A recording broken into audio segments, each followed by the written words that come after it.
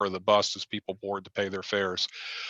Related to that, we went fare free for 3 months in FY20 and the first 3 months of FY21. We resumed fare collection back in October. Together with the state, we're going to be going fare free on weekends, which for us is Saturday service from Memorial Day to Labor Day, also an attempt to entice customers back to riding transit. We've installed air purification system on all of our buses. Of course, there's a federal mask mandate on all public transit as well, which SEAT is certainly following. So we're looking at other ways of trying to increase ridership. The board certainly has challenged me to do that. So we're going to see what we can do to keep bumping it up. Great, excellent. Representative Handline, I see that your hand is up. So I love the idea of extending to Noank for the shelter that's there. If in the coming year, if we're looking at extending the bus service to Noank anyway, perhaps we can look into adding a second stop at the community garden. Okay, we'd be glad to take a look at that. Yeah, I just think it's a good asset, but it's not easily accessible to people who don't have cars. And I don't know what is really accessible to for community gardens elsewhere in the town. So, yeah. Okay. I have sort of a follow-up question on that. Is SEAT only offering kind of the standard kind of bus transportation, or do you have smaller, more directed services that might be available? Yeah, the Noank service may be a candidate for what we call our micro transit service. It's been running a year now over in Stonington, which is essentially a real-time demand response service. We define the service area, and then customers either call or schedule through an app for a pickup. One way of thinking about it is sort of like Uber operated by a public transit agency. So that's been fairly successful over in Stonington. I think New London has an interest in deploying that in their community. And I think it might be appropriate to look at that service model rather than the traditional fixed route model for an expansion into Noank and perhaps even the Mystic Groton area. Great, thank you. Any other members of the committee that would like to ask questions?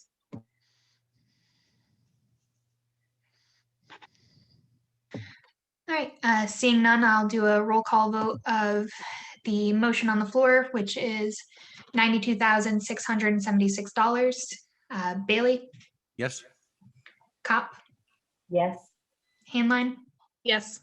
Hanscom? Yes. Rusk? Yes. Gauthier is yes. All right, great. Moving on to 10833, the Southeastern Connecticut Probate Court. Could I please get a motion for a number?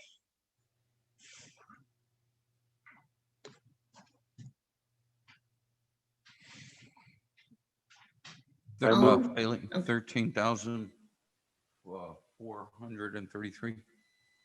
Could you say the whole number into the mic, please, Representative Bailey? Yep, 13,433. Great, and a second? Rusk, second. Thank you. All right, do we have any representatives from the probate court? We do not. And this is one of the ones where we do pay proportionally by population, and we are legally required to pay the amount for the bill they submit. However, it hasn't changed in many years. All right, any other discussion or questions by the committee? Excellent. So we'll go Bailey. Yes. Up. Yes. Handline. Yes. Hanscom. Yes. Rusk. Yes. Gauthier is yes. All right, we're going to move to 1084. The cost center kind of descriptors begin on 177 in your budget book, and the numbers that we need to move are in that second block at 178. The first number that we'll be hearing for this section is 10840 Ledge Light Health District. I can get a motion for that. I move we accept Ledgelight Health District at $285,060. 285,160. Okay. So just so everybody knows, that number is different than what the council adopted. Is there a second for that number? Second, Um, Hanscom. Hanscom, thank you. All right, so discussion on 285,160. Do we have a representative from Ledgelight? We do not, as we know, they're pretty busy right now. Right. This is another one that's prorated in that we're legally required to pay the amount that they bill. I had to confess that I was toggling between screens, and the number that I read off was the fiscal year 21 number, not the proposed fiscal year 22 number. Correct. So we may have to Yes. retract that motion. Okay, so we would need Representative Hanscom to withdraw. I'll withdraw, yes. Yep, and then could you please withdraw Representative Rusk? I also And I withdraw. can make a motion then to for, this is like 291,729. Yes. Oh, wait. Bailey, Yeah. second. All right, great, and now we can have discussion. Sorry about that. No, not a problem at all. Any questions for Ledgelight? Or for, I guess, Town Manager John Burke? No questions other than they've been doing a great job and we really appreciate it. Right. I agree. Let me see, make sure there's no hands. All right, so we're comfortable with a vote. Representative Bailey, Yes. Kopp? Representative Kopp, how do you vote? Sorry, yes, you have to take off of mute to say yes. Thank you. Representative Haleen, Yes. Representative Hanscom, Yes, Representative Rusk, Yes. and Representative Gothier is a yes. All right, moving on to 10841, the VNA School Health Program. Could I please get a motion for a number?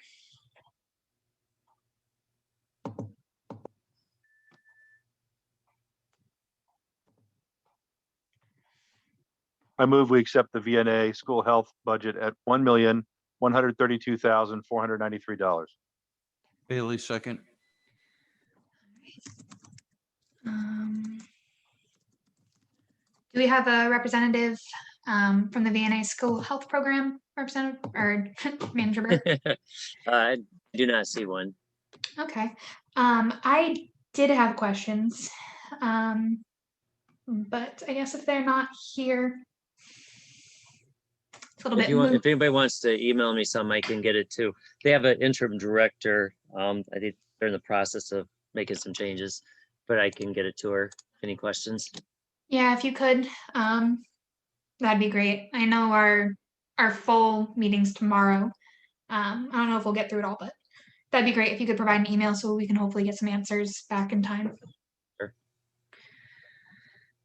All right, in which case, any other questions or comments from the committee?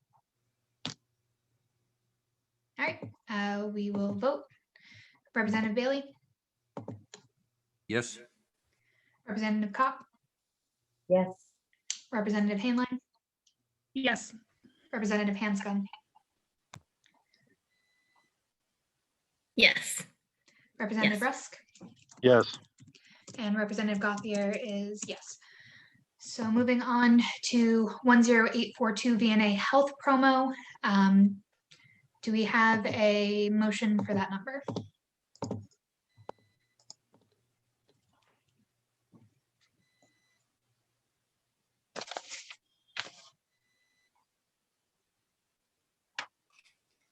I make a motion to, for 33,375. Rusk, second.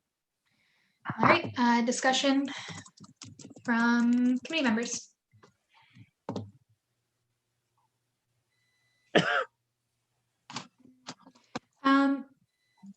John, could you just kind of go over a little bit the difference between the VNA School Health Program and the VNA Health Promo Program? Sure. The school health one, the big one, that's providing services for the schools, the nurses there.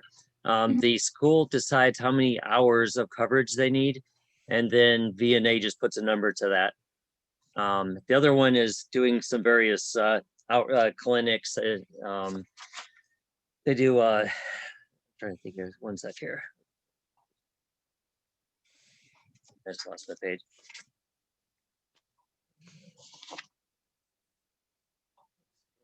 Oh, they do blood pressure wellness clinics, indigent care, wellness visits. I do know they go to quite a few homes where people can't get out. So that's the type of thing they do. Are there other services besides the VNA that kind of provide something similar that we could have like a cost comparison or anything like that? That's been discussed with the council before. I think it doesn't quite overlap, but I can ask that of the same person for VNA. Yeah, just be interesting. Yeah, what is this? All right. So any other questions or comments from the committee? Seeing none, we'll take a vote. Representative Bailey, Yes. Representative Kopp, Yes. Representative Hainline, Yes. Representative Hanscom, Yes, I'm having trouble with my mute button. Sorry. no problem. Representative Rusk, Yes. Representative Gothier is yes. Moving on to 10843 Groton ambulance. Do I have a motion for a number? Yes, and this isn't the council's number. This is this way we can move it up upon explanation. I start with 52,976. Okay. That Do we is have a the- second for that number? That is the fiscal year 21 number. Yes. Yes. Representative Bailey, are you aware of that? Yes. Okay. Do we have a second for that number? I will second that for purposes of discussion. John, do we have anybody from the ambulance, Groton ambulance here? I don't see him on here, but I know he was planning on, you check. Oh, is he there? Are you there? Yes, I am. Oh, sorry, I didn't see your name in the list. That's okay. Thank you. Does anybody from the committee have questions for Mr. Kinnick? I'm sorry, am I going to pronounce that wrong? Kinnicky, like the movie, like the Oh, movie. like the movie. Grease. Yeah. All right. Does anybody have any questions? And This is Representative Rusk. Only the general observation that both ambulance corps proposed budgets doubled since fiscal year 21. I'm just curious where the increase comes from. Basically, it's PPE costs have increased over 90%, even just for a box of gloves. So because of the supply and demand, we've also had a significant amount of increases in non-transport calls, whether that be because of the hospitals not wanting us to bring people that shouldn't be there, or we go and just provide some assistance to the people and they don't get transported. We've seen an increase in that, but the primary factor is the cost associated with COVID and everything that's gone on since then.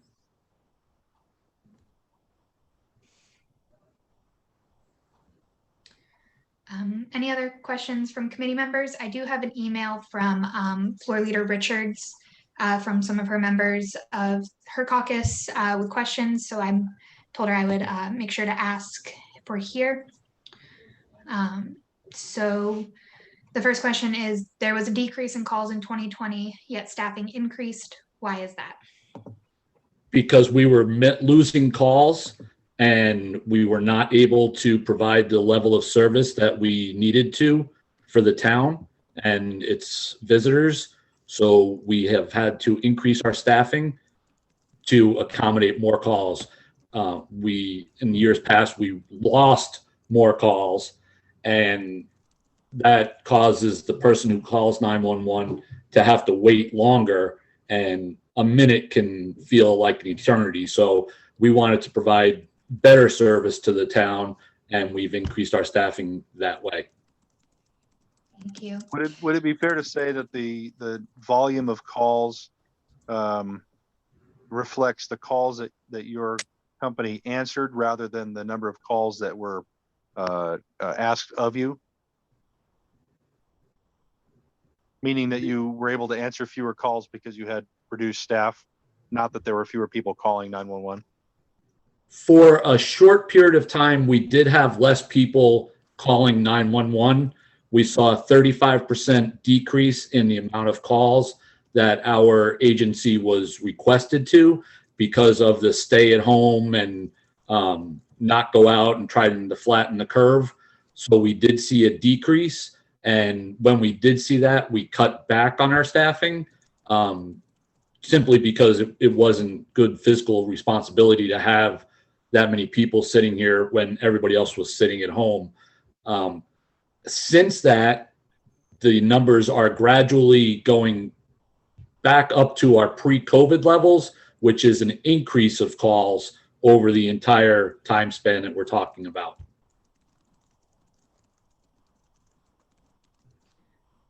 Okay. Make sure I'm not missing any hands here. So the next question, over 20% of the calls responded to in 2020 were non-billable. How does this compare to billable call rates for the past 3 years? I know you may not be able to provide that immediately. We've actually seen that number go up. I can't give you a specific amount. Sorry, the non-billable number has gone up? Yes, it has. Simply because of the public, I don't want to say campaign, but the way everything was put out that you don't go to the hospital unless you're pretty much on your deathbed because they're overstaffed or the overtaxed. And we would go a lot of times to someone that was having chest pain and they would simply, need reassurance. We would take their vital signs, their vital signs would be fine. And then they'd say, all right, we don't want to go. So that call is not billable. Gotcha.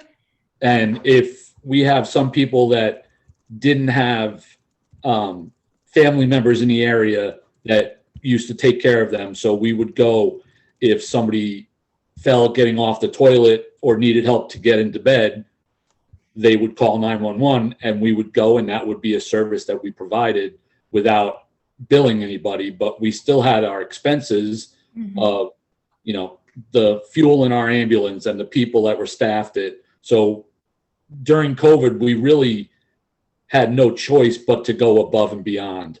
And we're now seeing an increase of all the mental aspects of it.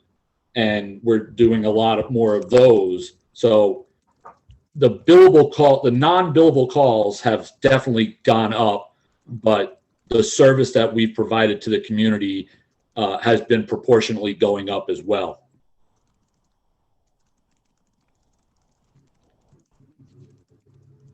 All right, the next question, what is premium pay? Why has it gone from last year you had it at $1,900 and now it is $52,000 in 1 year? Premium pay is, we have a supervisor now that's there 24/7 because we have more people, so therefore the span of control, and that is the Sorry, more people as in more staff or more calls? more staff. So that is the stipend for our crew chiefs. That way the president and the vice president and the supervisor don't handle the street level issues. We have a crew chief, and that's where that increase is from, because we have more people, therefore we need more supervision, and that's how we accomplish that. Instead of paying overtime, it was actually a cheaper version than hiring more supervisors. So someone on the crew is just designated as the crew supervisor for that shift and they get a stipend for that shift? That's correct. Why did overtime and unemployment costs both increase so dramatically?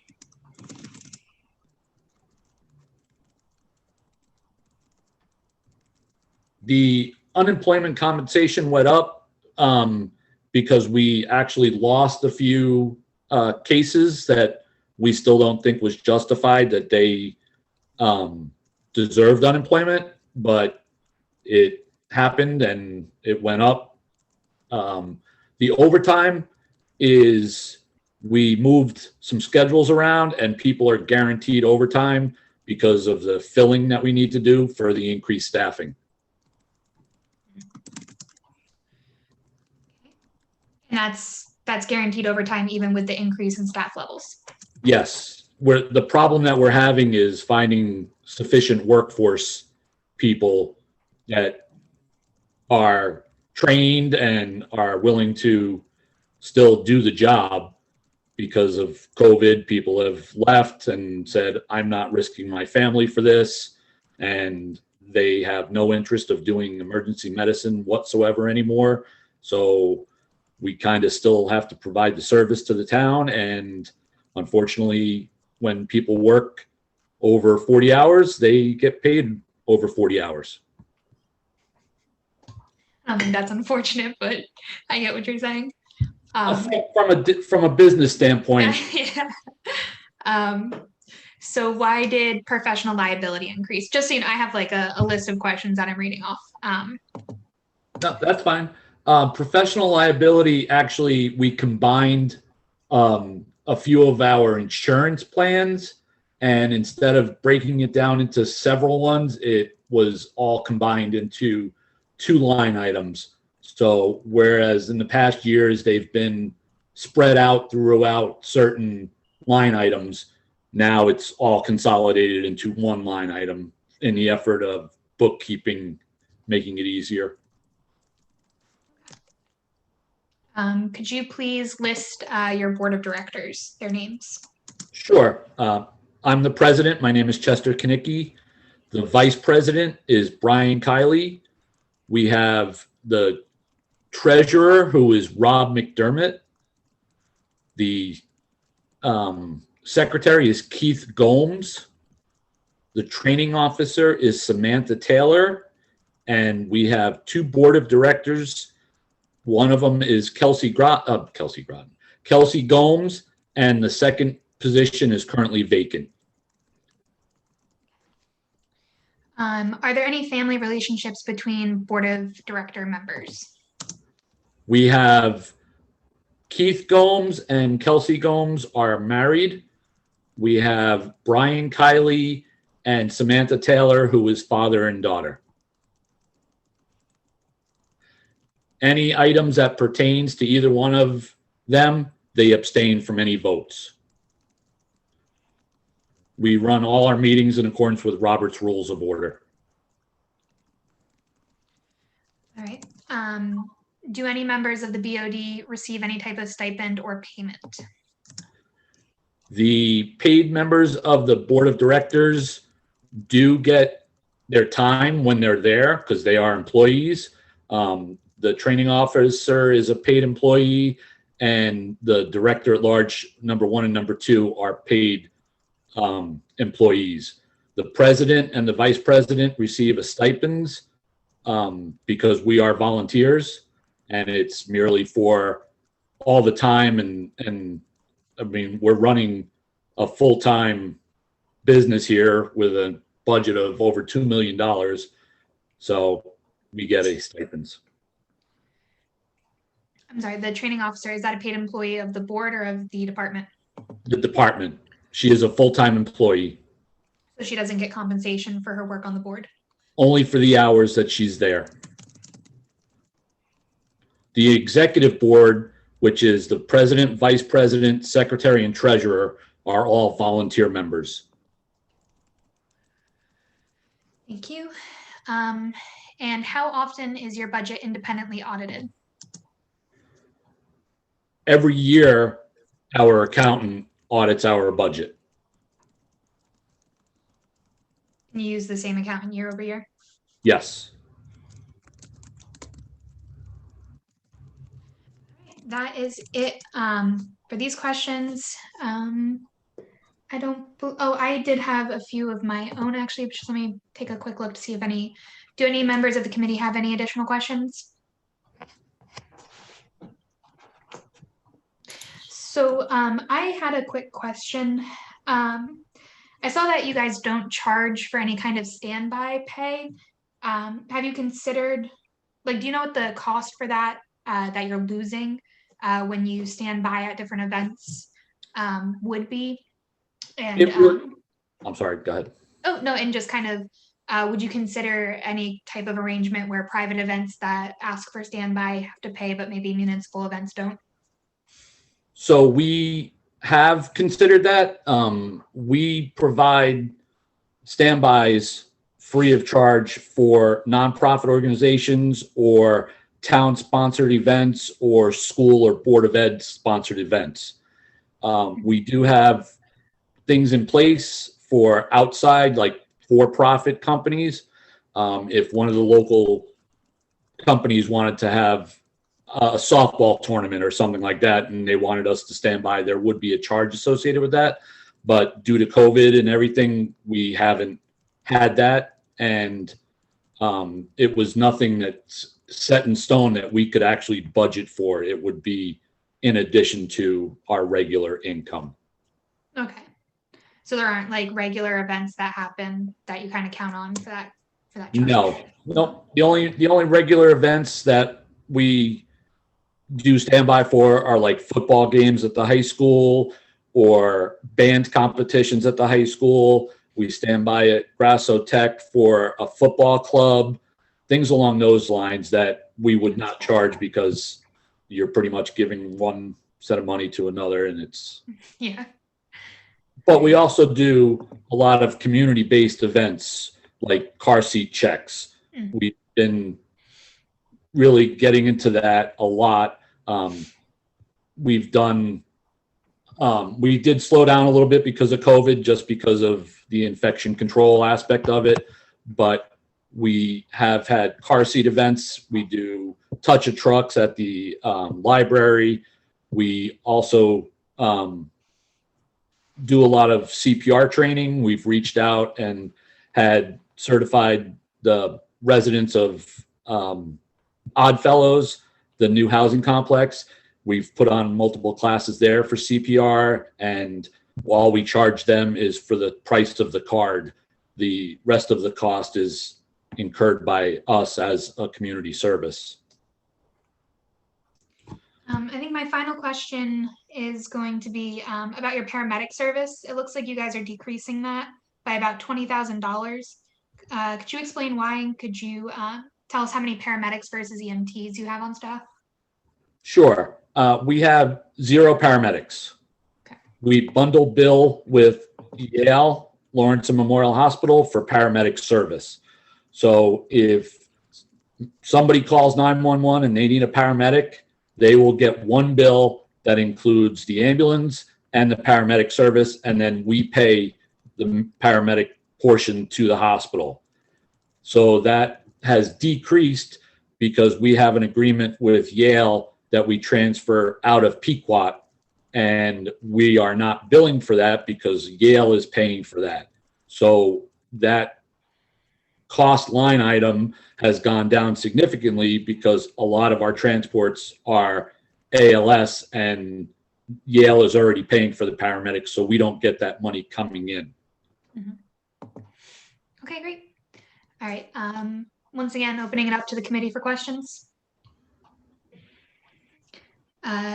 Seeing none, we are going to take a vote on the number forwarded by Representative Bailey. If I could for a second, I'm sorry. Yeah, sure. I was going to ask. Okay. What do you see being an issue with such a significant cut from your request? Well, the issue is the town is getting a tremendous service at such a discounted rate, even with the increase due to COVID and everything. For instance, Ledyard ambulance dissolved and went away. Ledyard entered into a contract with American Ambulance, and they pay American Ambulance $75,000 a year to have one ambulance in Ledyard that does 25% of the calls that Groton Ambulance does. So even at the increased rate of $105,000, you're getting guaranteed 2 ambulances 24/7, and the Groton Ambulance is actually the busiest ambulance service for 911 on the entire east portion of the state from I-91 over. So yes, it did go up significantly. Yes, we had a lot of increases due to COVID, supply and demand, but you're still getting an extreme amount of service for a great value. I know on paper it looks like you're not, but if by chance Groton Ambulance went away, you're looking to get the same amount of coverage at probably $200,000 to $250,000 instead of $105,000. And so what would this, what is it? It's almost $53,000, $54,000. In what services would you have to cut without that money? We would have to cut pretty much a majority of all of our public safety, public outreach budget. We would have to lengthen our time in between our ambulance replacement, and possibly that would affect the amount of calls that we could respond to. And it's pretty much making it a safety issue for the residents by cutting it. It's, we thrive ourselves on the level of service that we have built this up to, and the town residents and visitors deserve that. There is a need for that, and we still think that it's a tremendous bargain for what you get for the amount of money. Okay, thank you. So just for committee members, a little bit of procedure.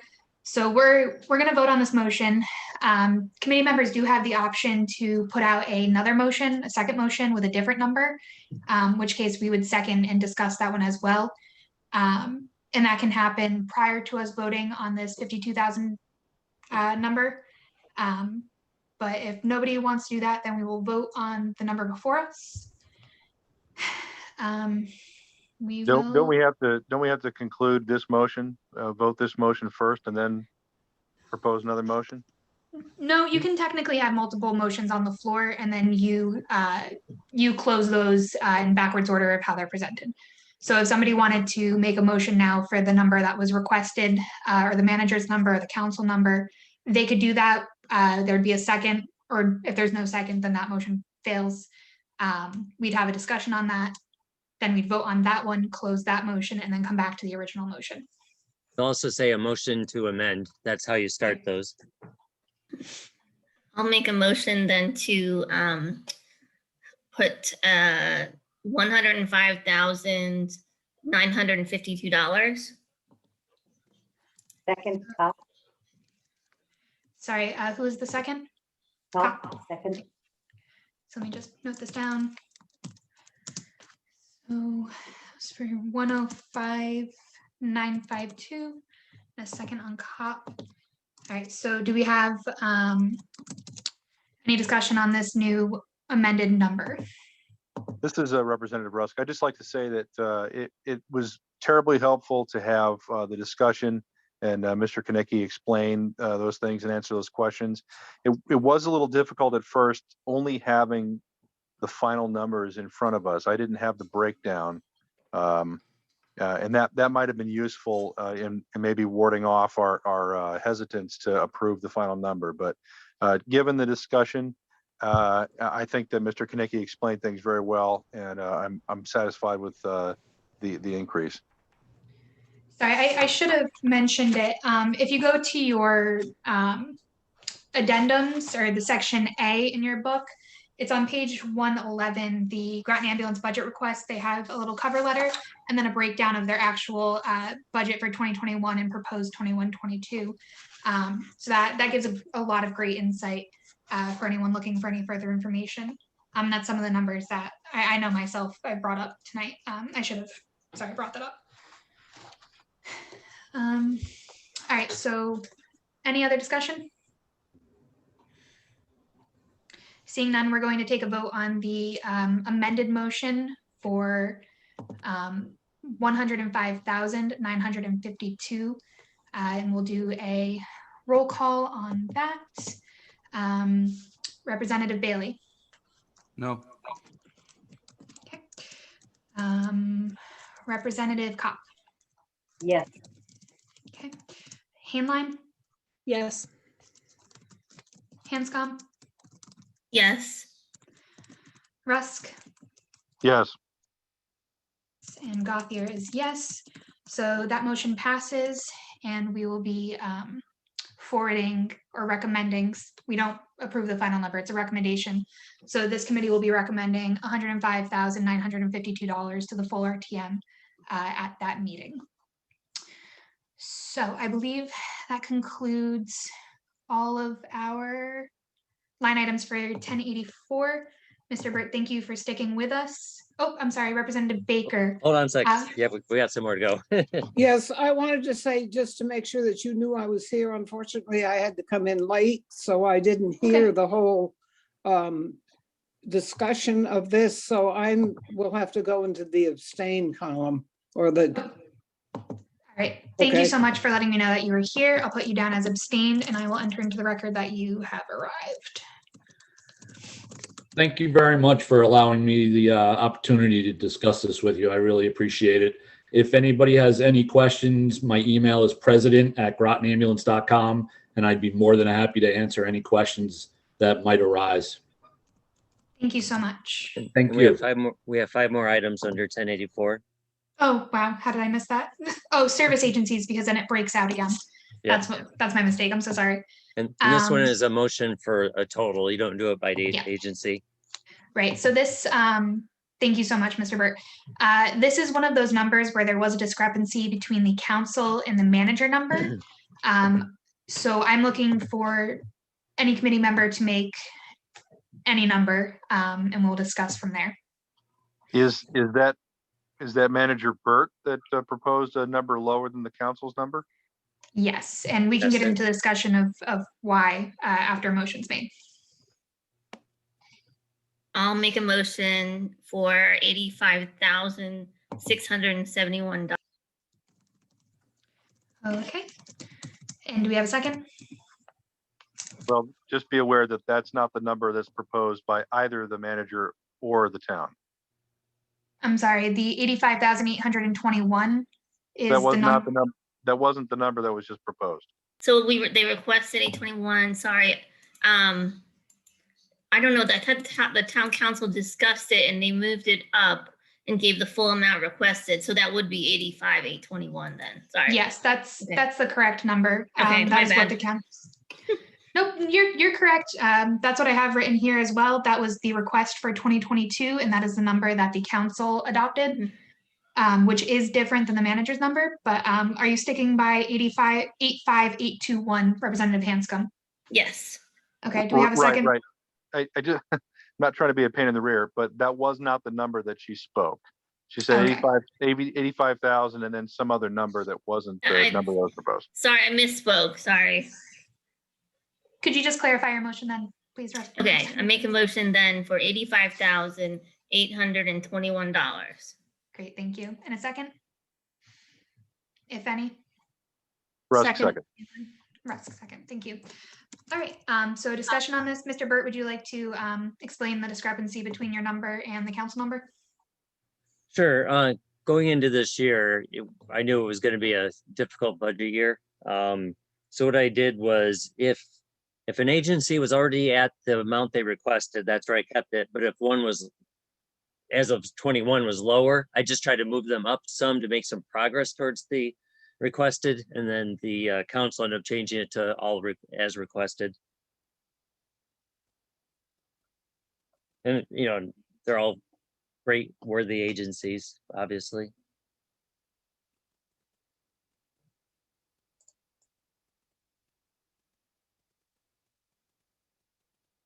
So their requested increases reflect their own budget plan, a percentage increase or whatever. And you sort of scaled that based on the progress they've made the previous year. Is that accurate? Correct. Many of them were, quite a few of them are already at what they requested, so those just stayed the same. And the others, I just tried to make some progress, moving it up a little bit. And we do have representatives from many of these agencies here. Okay, I did see Representative Baker had her hand physically up, but not on the little icon. Representative Yes, Baker, did you? could you tell me where you are in the budget book, please? Oh, sure, of course. So we are on page 179 in the budget book. We are discussing line item 10845 service agencies. We moved a whole number, but if you look on 179, there is a breakdown per Okay, agency. And then also, if it's helpful for members of the committee, in your addendum, there is for several of these agencies, beginning on, it looks like page 28 of the addendum, they have some cover letters, some explanations of their programs or services, their requests, etc. Okay, this is the summary of outside agencies. Mhm. Okay, Correct. all right, because there again, I'm sorry, I had to come late and I didn't quite get, okay, thank you. So do representatives have questions from any of the individual agencies listed here? Just a clarification for Manager Burt that the increases that they proposed and that you also proposed, are these reflective of a specific target number, like a cost of living increase, or some specific operating cost increase? Or are they, I mean, it almost sounded like you said you just wanted to advance the top number, but I'm not sure what that top number now reflects. Well, the top number reflects just where their budget gap is. You know, some agencies did, better getting donations during the year or grants. Some did worse, all over the place. So they look at their budget and they submit what they believe they need to help get through the year. And each of their letters, they each have to submit a letter of explanation, which most of them did. Got it. Thank you for that.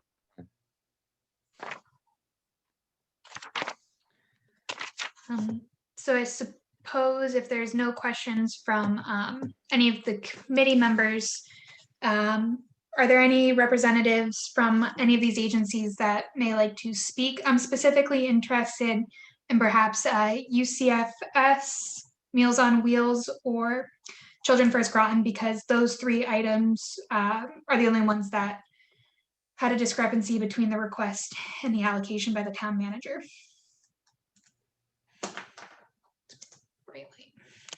My name is Sydney Phelps. I'm here as the grants coordinator for UCFS. I'm happy to answer any questions that you have. I will admit that I am new, so if I do not know anything, I will happily get those answers to you by tomorrow.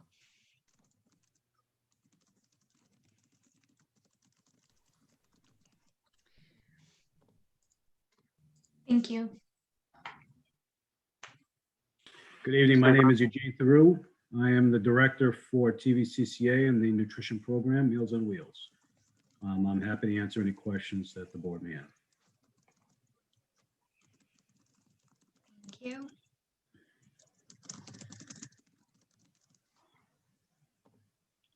All right. Any discussion or questions from committee members?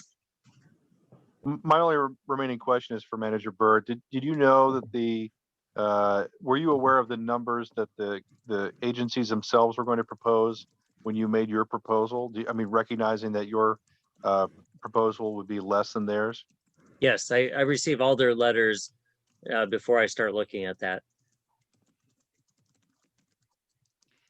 Manager Burt, do you meet with them before deciding a number, or is it just the letters you look at? I do not, just the letters.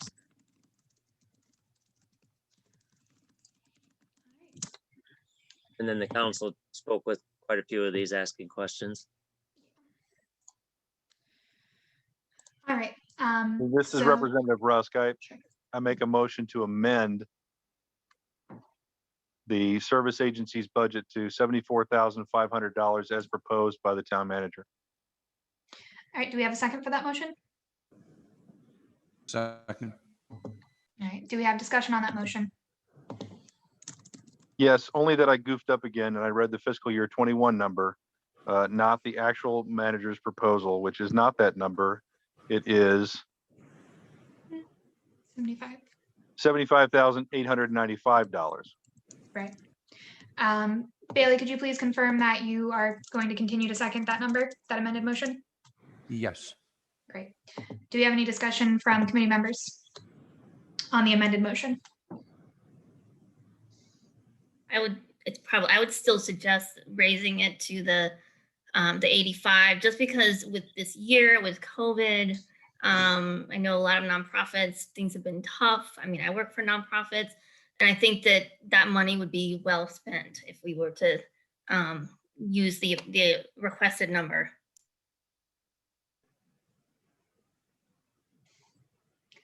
I just have a question for Manager Burt. Besides kind of looking at the top line, did you have any other reasons why you decided to decrease this particular line item by approximately $10,000? Well, again, I was looking at what we actually budgeted for the current year. So it did go up from with the current year. So I was just trying to make progress on that. Again, knowing this was going to be a tough year. Yes, there is likely to be a significant mill increase. It's understandable. So it's obviously a hard line to take a look at. Is there any other discussion on the amended motion by committee members before we take a vote?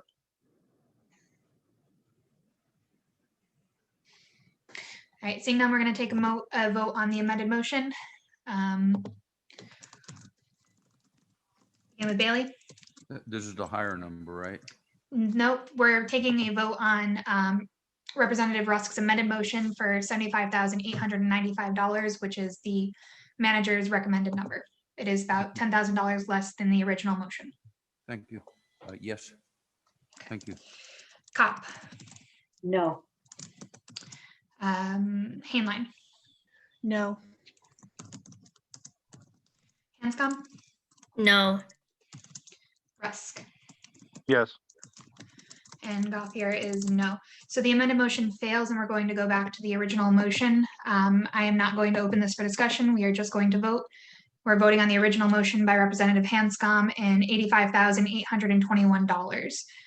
Chairman, did you call on Baker? I'm sorry. I have them all listed out. Thank you so much for that catch. Representative Baker, how do you vote on the amended motion? Now, what was the amended motion again? Would you repeat that, please? Of course, the amended number was $75,895, the town manager's number. I vote no. Thank you. I'm so sorry again about that. Let me just make sure my lineup here is correct so that I don't forget you again. All right, so that amendment still fails. We're moving into the original amendment, or the original motion by Representative Hanscom, seconded by Representative Rusk, $85,821. Representative Baker, how do you vote? Repeat that motion again. Sure. We're voting on the number of $85,821. That is the number that the council adopted. And that's what we would recommend. Yes, that was. I vote yes. Okay. Bailey. No. Cop. Yes. Hainline. Yes. Hanscom. Yes. Rusk. No. Gothier is yes. That motion passes, and so we will be recommending to the RTM $85,821. Moving on to line item 10847, marine sewage disposal. Do I have a motion for a number?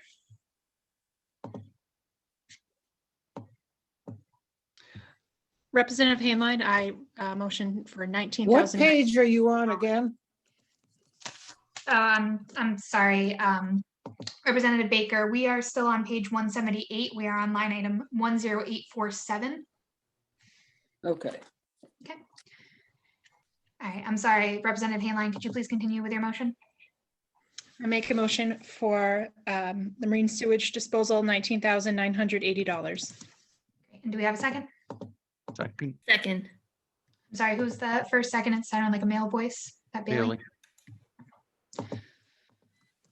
All right, do we have any questions from the committee? Mr. Burt, do we have a representative from the service? We do, Pete Chappell. Chapel, Great. sorry. Sorry. Pete. No problem. How are Thank you? you for The good joining Dave us. Mr. Chappell, would you like to say anything about your agency or your budget request? No, if you guys have any questions, I'd be more than happy to answer them. Great. Do we have any questions from the committee? No, the rate's flat, consistent with the Yeah. fiscal year 21 number. Yeah. Representative Baker, did you have a question? No, I did not. Okay. I myself had a couple questions. Is your service free for its users and then you bill back the town, or do you bill users for the pump out or the No, sewage disposal? The service is free to all boaters. What happens is the state of Connecticut, it's actually federal money. They give us, we get reimbursed 75% of our expenses, and then we have to go out and get the other 25. And your funds are part of that 25% to make up so that we come up whole. Okay. And I'm just interested in this. My company actually provides a similar service on the western end of Long Island Sound through one of our nonprofits. So could you please explain some of your other funding streams that you use to make up that was 25%? So the town of Stonington gives us some money. Fisher's Island gives us, Fisher's Island has to pay in because they're not part of the state program. So anything that we do on Fisher's Island, we figured out about how many boats we do over there, and they pay us a number that's somewhat fair for everybody. When the dock slips, the marinas donate the dock slips to us, so that money is considered what they consider an in-kind donation. So that goes towards the 25%. That's the bulk of it. Mm-hmm. Do you do any type of fundraising? No. And we have to be very careful with that because it's federal and state money. So you got to be really careful of who donates what, and it gets a little sticky. Mm-hmm. And could you please explain a little bit of the calculation behind the fee you charge us? The fee that the town gives us? Yes. So we went through and we looked at the amount of boats, and Groton has the biggest waterfront area and the most boats we pump out of. And we went through and figured out what the marinas give us for what the in-kind donation is from the marinas for the slips, and what Stonington does and what Fisher's Island does, and we come up with a formula, and Groton falls into that $19,000. And that's the same number. That number's been held flat for Groton since 2008. It's been that same number. The town of Groton used to run the program themselves, and they decided that it was better to help fund it and have a private organization do it. And then I took it over 7 years ago, and that number's been the same since I took it over from the previous guy. Has the cost to provide the service increased? For sure. Time? For sure.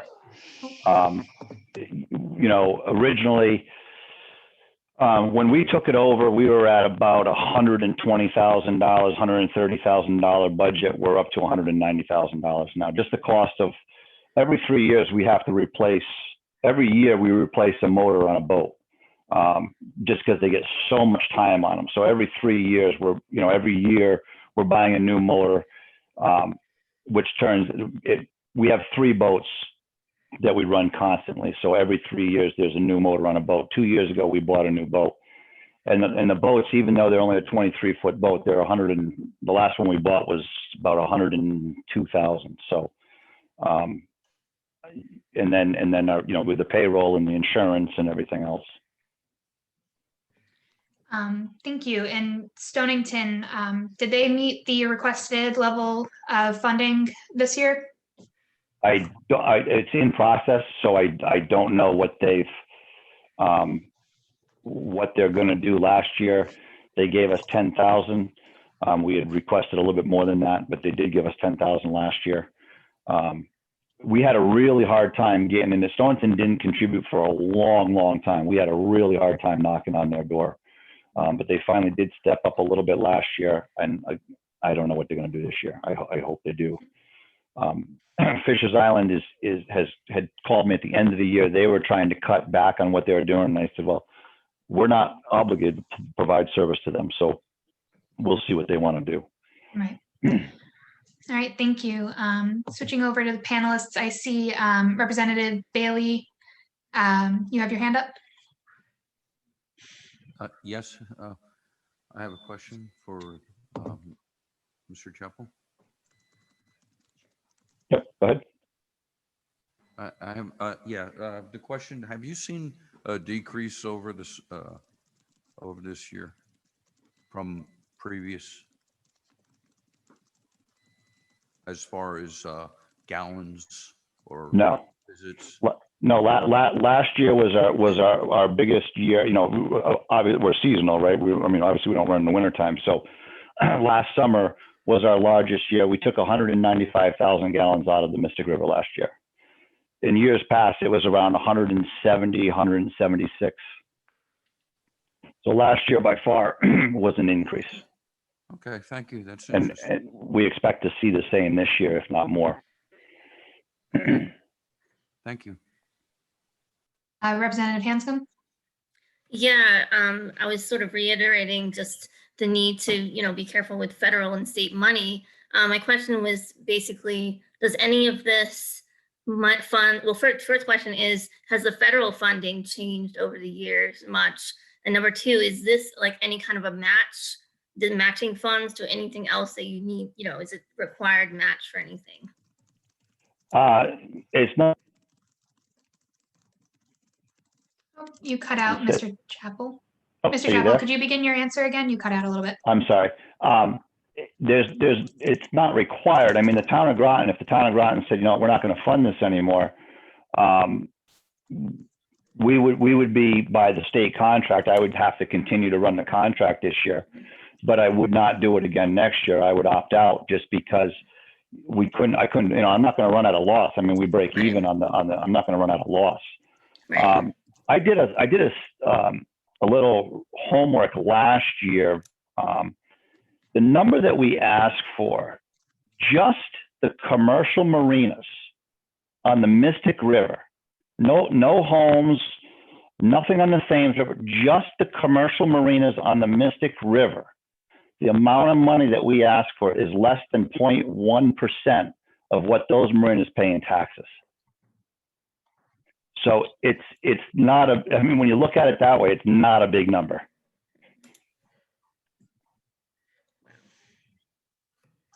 All right, thank you.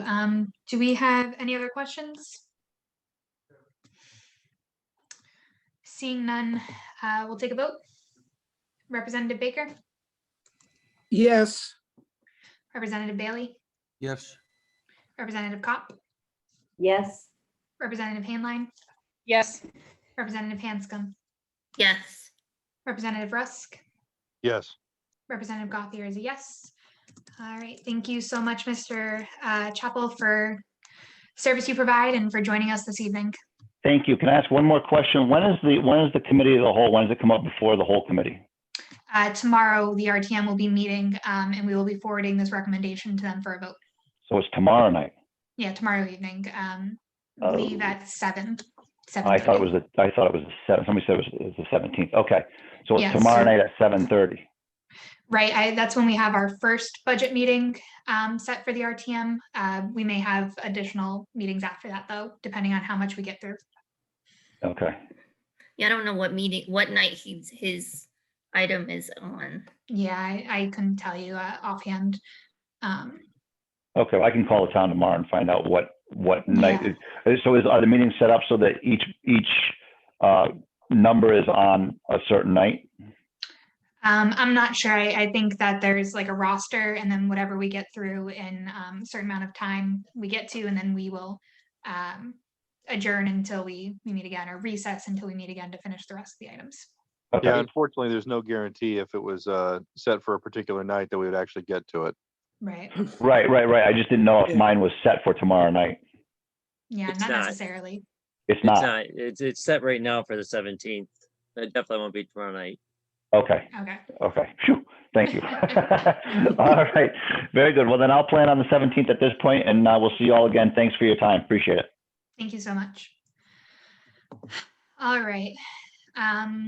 See, we've at this for an hour. Great. So moving on to 10848, it's the Mystic River Ambulance.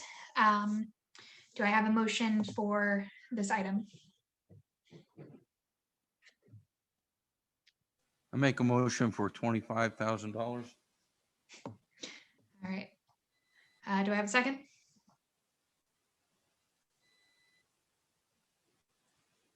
Do I have a second? Seeing none, that motion fails. Do I have a motion for another number? Jean Baker Sure. has a motion for 50,000, which I believe is what the town manager proposed. Yes, it's also what the council adopted. Do we have a second for $50,000? Second. I saw Hanscom and Cop at the same time. Either one of you want to claim it? You got it. All right. Thank you. All right. So Baker, all right, we'll open up to discussion.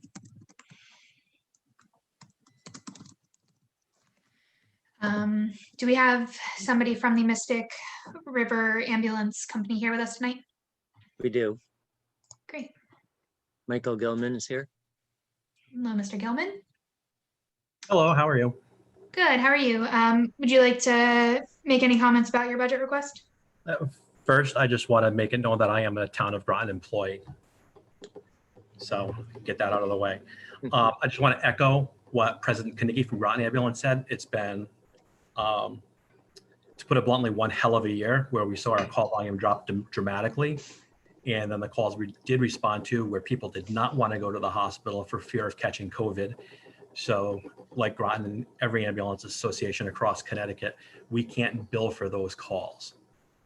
So we get called to a residence, we evaluate the patient, we try to convince them if they need to go to the hospital to go to the hospital, but nobody wanted to go because of COVID. And unfortunately, we can't bill for those calls. So we saw the dramatic decrease, and right about now, we're getting back to the pre-COVID levels of calls. Great. And just for committee members, so you're aware, in the addendums or the attachments, I'm not really. Anyways, so there's a little cover letter from Mystic River starting on 116, and they attached a budget sheet as well with some more detailed figures. If you want to take a look at that. So that's in section A, page 116 begins. Like the Groton Ambulance Service, Floor Leader Richards forwarded some questions from her caucus that, as members take a look at information, I'm going to read off, and please give me your response, Mr. Gilman. If calls are down and staffing is down, why have salaries for full-time EMTs gone up by $68,600 between fiscal year 18 to 19 and fiscal year 21 to 22? So over the past 3 or 4 years, looks like. We've added that as people left to pursue other jobs outside of the Mystic area. We've had to hire people. And one of the biggest increases was for the paid staff administrator, where it was brought to our attention and we pulled agencies similar to the size of Mystic River in call volume and in staffing, and found out that she was woefully underpaid. So that was one of the biggest increases. I'm sorry, what was that position? The paid staff administrator. Okay. Was underpaid. Okay. She was about $20,000 under what area administrators make. 20K under. Okay. And what is your billable call rate? It's a same across the state of Connecticut. It's $758 per call and then $18.44 per mile. So whether you're in Mystic or Meriden or Litchfield, every ambulance service will charge you the same. I think perhaps I could be wrong. That's great information. But it might be referring to how many billable calls do you get versus non-billable calls, since that was a question we had for the other service. Do you know about how many non-billable, like percentage-wise, non-billable calls you get? Percentage-wise, I don't have it broken down percentage-wise, but for the last fiscal year, it's about 350 calls we went on that we were not billable. Also, last fiscal year, so what we bill is $758, $18.44 per mile. It gets sent out to private insurance, Medicare, Medicaid, and because of the agreements that we have with Medicare, Medicaid, TRICARE, any of the government's insurance, they only pay us a certain portion. So last year we wrote off $672,319. We did not see that came right off the top, just for Groton. Sorry, that was $672,900. Nope, $319.33. I can forward you the sheet if you'd like. Yeah, if you could, that'd be helpful. Just so I could forward this on to other members. And then could you please list your board of directors? Yep, there's myself, Michael Gilman. I live in Old Mystic, the Groton side. Ray Munn, Position title? President. Ray Munn, the vice president, lives in Groton Long Point. Samantha Carmack is the commander, which is the training officer. She started in West Pleasant Valley. She now lives in Ledyard. Molly Homchenko, would you like me to spell that? Yes, please. Homchenko. She's from Noank. And John position? Will, she's a vice commander. Vice. And then the board of directors, the first four are officers. The board of directors are John Wilson. He lives in West Pleasant Valley. Victor Lima lives in Pawcatuck. Todd McDonald lives in Old Mystic on the Groton side. Glenn Hathaway lives in Mystic, the Groton side. And Frank Sosha lives in Noank. And then our paid staff administrator, which handles pretty much everything, billing, supervising the paid staff, assisting in writing policies. She lives on Colonel Ledyard Highway in Mystic. And her name? Maria Wilson. And she's the only, she's not on the board, but she attends every board meeting and she's our secretary. She's the only person that is paid full-time staff. Everyone else is volunteer. Great. I'm sorry, I just want to make sure this is correct. So Mr. Gilman, you're the president. The vice president is Ray Mon. Yep. Cindy Carmack is your training officer. Molly Homchenko is the vice commander. And then you listed five members of your board. Is there just a regular commander? Usually happens along with a vice. Yes, Samantha Carmack. Samantha, did I say Cindy Carmack or Samantha? You said Cindy. Yeah, Samantha Carmack, the training officer, is also the commander. Okay. All right, and then the last question here is, how often is your budget independently audited? Every year. We used to have it at Gothi. And by Gothi? But now it's done by Filippetti on Pequannock Road. Filippetti. Okay. Thank you. Let me see if we have any other members of the committee have questions for Mr. Gilman. All right, seeing none, I will open this up for a vote. Baker? Yes. Sorry. Bailey? No. Kopp? Yes. Hainline? Yes. Hanscom? Yes. Rusk? Yes. And Gothier is yes. Thank you so much, Mr. Gilman, for attending tonight. Thank you very much. Thank you. All right, moving on. We are on line item 10849, the Mystic No Ink Library. Do I have a motion? I want to have a motion. Sure. I'd like to have a motion for the 115,000. I'd love to see us be able to give them more, though. Mr. Burt, is that possible for us to increase that number? You can't go beyond, I believe, what the town council or I, if one of us was higher, you could go to the higher number, but I believe you're capped at the highest Yes. two of us. So I believe we're capped at the 115,000, right? Bummer. All right, do I have a second for 115,000? Second. All right, I heard Autumn first. We'll get you next time, Representative Goff. Discussion.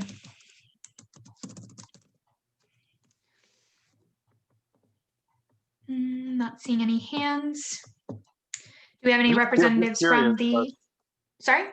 Do we have anybody from the Mystic No Ink Library? I'm curious about how their budget is 3 times that of the bill.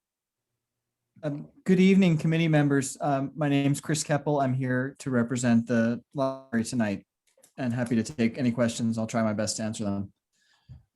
Thank you, Mr. Keppel. It sounds like Representative Rusk would like to know specifically why you have a budget that's about 3 times, I'm sorry, it's more than 3 times higher than the the Bill Memorial. I don't know what Chris has to say, but I know, Jean Baker, I know that the Bill Library has a lot more endowments than the Mystic No Ink Library does. Is that not true, Chris? I can't speak to the financial position of the Bill Memorial Library, but I can certainly talk about the budget of the Mystic and No Ink Library. Please. Okay. Yep, please go ahead, Mr. Keppel. Are there any questions about the budget of the Mystic and No Ink Library? Apart from its talk about a relation? couple of your cost drivers? And I believe did you also submit a breakdown of your budget in our addendum? Let's see if I have that in front of me. What I can share is that the $115,000 is a flat request. It has been flat for several years, and it represents about 14% of the library's operating costs from last year. It is very slightly more than what the town of Stonington is supporting us with, and I can share that number with the committee members if that is of interest. The town of Stonington, we have requested $111,500. Yeah, so committee members, if you're interested in your addendum, the budget breakdown is on page 126 for the library. And it does show there the request from Stonington. Has Stonington approved a number for you guys yet, Mr. Keppel? I believe that the $111,500 has been approved. Mm-hmm.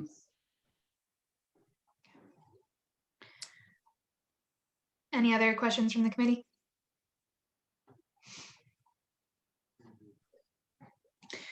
All right, seeing none. I'd like to add a comment.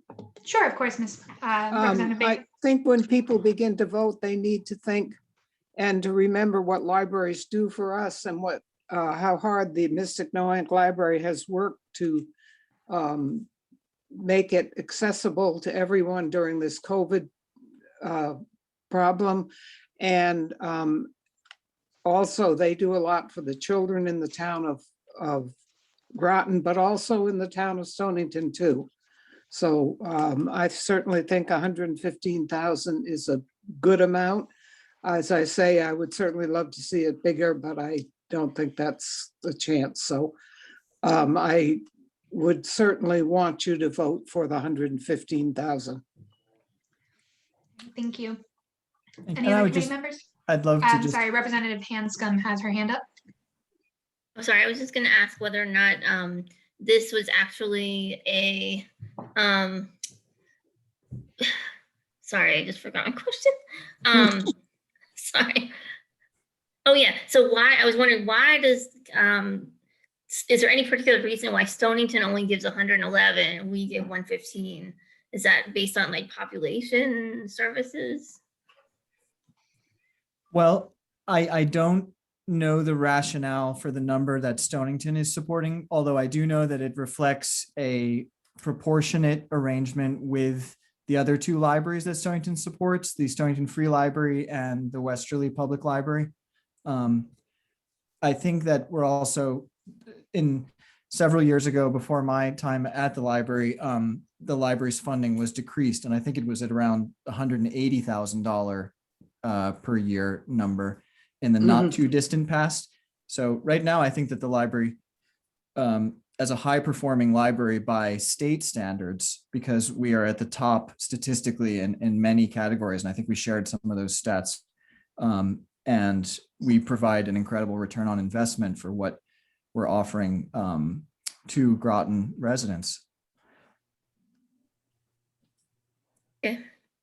Especially compared with our peers across the state.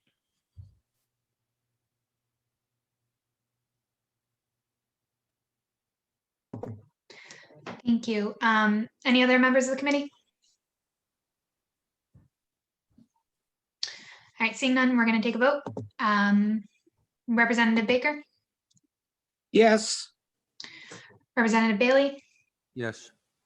Representative Kopp, Yes. Representative Handline, Yes. Representative Hanscom, Yes. Representative Rusk, Yes. Representative Gothier is also a yes. Thank you so much for joining us tonight, Mr. Keppel. Thank you so much for your work. Thank you. All right, moving on to 10849A, the Bill Memorial Library. Just so members of the committee know, in the addendum, you have on page 127 a letter from the library, as well as a breakdown of their sources of revenue, some expense information, as well as some services that they provide. Do we have a representative from the Bill Memorial Library here tonight? Yes, you do. I'm Robert Zuliani. I'm the treasurer on the board, and I also have Wendy Connell here with the library director with me. Can you hear me? Great. Yes, I Yes, can hear we you. can Thank hear you for joining us. All This right. is Representative Rusk. I move we support the Bill Memorial Library at the proposed amount of $30,000. Great, thank you. Do I have a second? Second. Zach Bailey, Rusk got 30, Bailey. Great. Mr. Giuliani, would you like to say anything about your budget request?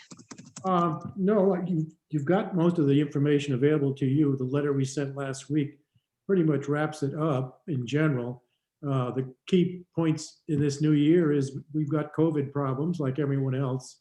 We're paying for expenses that are going up that we don't normally do in a typical year. The other part of our budget increase is because the state of Connecticut has jumped its minimum wage, which is causing us heartburn because it's bringing our payroll up by 8.33% for people. And we still have our library old building syndromes, but we're working around those and solving those ourselves. In general, we need the help of the Groton town, and we appreciate your support. Thank you. Committee members? I'd be Any glad to answer any questions. comments, quotes, quips, queries, questions? Seeing none, we'll vote on this. Representative Baker, Yes. Representative Bailey, Yes. Representative Kopp, Yes. Representative Handline, Yes. Representative Hanscom, Yes. Representative Rusk. Yes. Beautiful. Thank you so much for joining us tonight, Mr. Giuliani. Thank you for your support. All right, and thank you for hanging on, Mr. Burt, for the duration of this meeting. I think that'll probably, that sums it all up, right?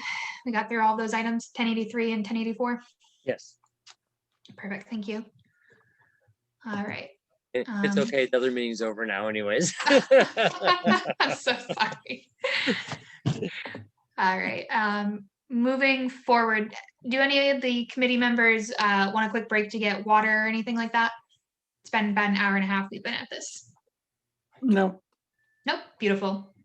Oh, sorry, I just saw Rep Kopp take her mic off. Yeah. Do we just get a quick bio break? Sure. 3 minutes work for everyone? Sure. Sure. We'll call it 4 to make it even, because I'm weird. 8:10. We'll come back at 8:10. Okay. Thank you.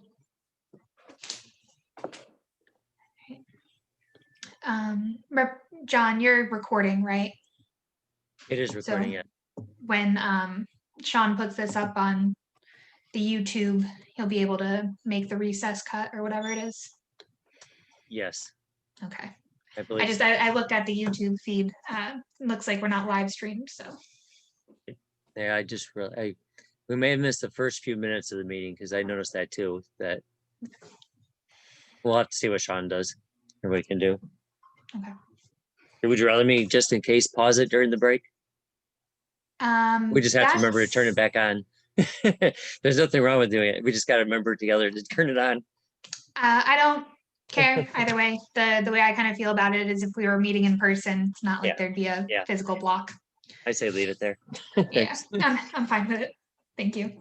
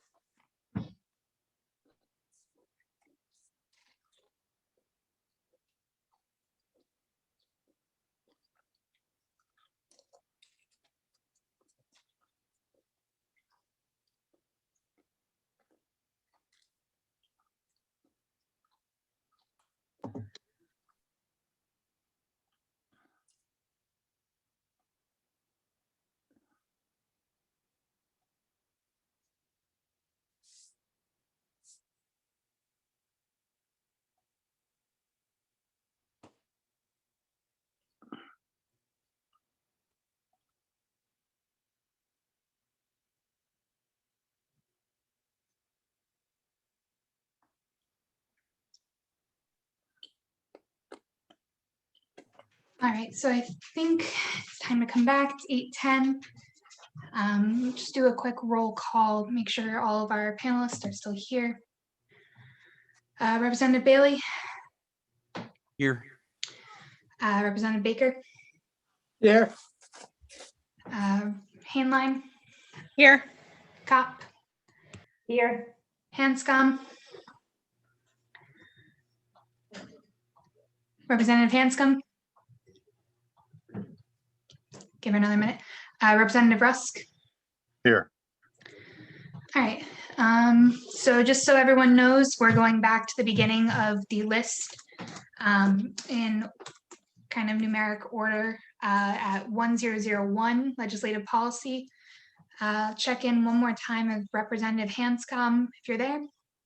Would you tell me which page you're on, please? Sure. Yep. So Representative Baker, did you receive the spreadsheet with the numbers that we'll be looking at, the council numbers?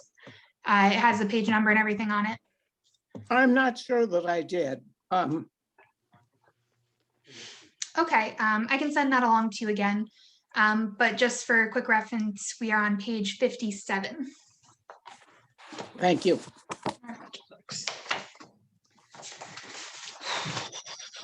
So that's where kind of the description of the cost centers comes in. we're only moving one number here. We're not going by cost center or anything like that. And so the actual numbers that we would be moving, I believe would be on 59. It says, yeah, area of operating expensive grand total. So, correct, Mr. Burt? Correct. Okay. All right, so all of counselors are here and representatives are here. All right, I will entertain a motion for a number.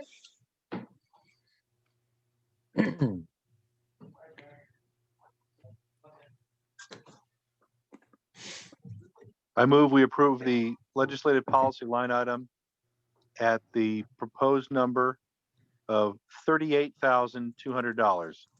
Second.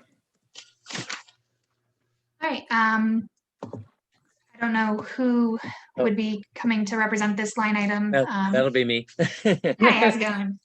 All right. You'll notice it's down $1,000 from 39,200 this year to 38,200. The biggest difference is that is one of the items under here is the Jabez Smith House. And now that there's not a curator living in there, we reduce the, and just because of prices where they've gone, we've reduced the fuel oil for that building. The vast majority of this budget is for the Connecticut Conference of Municipalities that the council is a member of. That's like 31,500 of this. So the vast majority is that. That's, I think they have 169 municipality members. Pretty much all the municipalities are in there. They represent the municipalities to the state, look out for us, keep track of, bills that are going through and that type of thing, as well as doing research for the towns. But like I said, it's down 1,000 and it doesn't change much year to year. Do we have any questions from committee members? No. I do have a question, Mr. Burt. Does CCM have any metrics of how much a town utilizes the services? And how is the fee calculated per town or the contribution? I don't know off the top of my head, but I can check.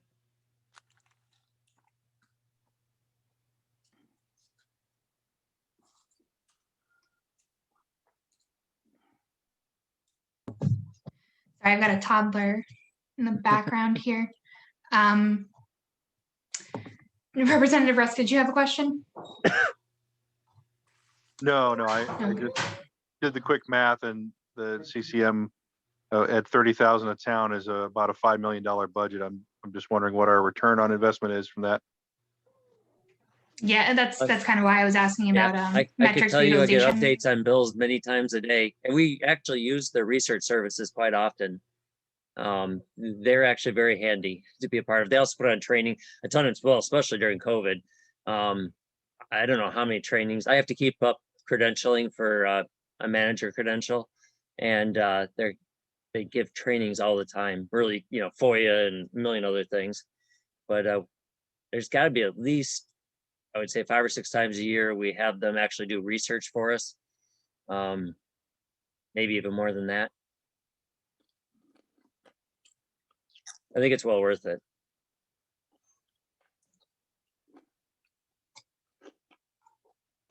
So what would be the repercussions if we reduced our contribution to them? Or is that a kind of flat rate? You're not a member then. It's a flat fee.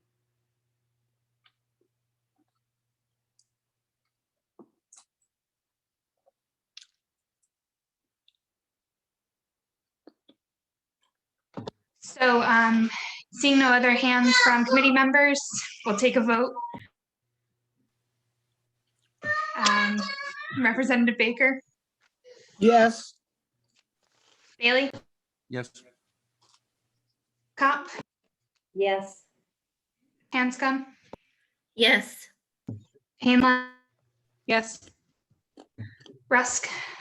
Yes. Gothier is yes as well.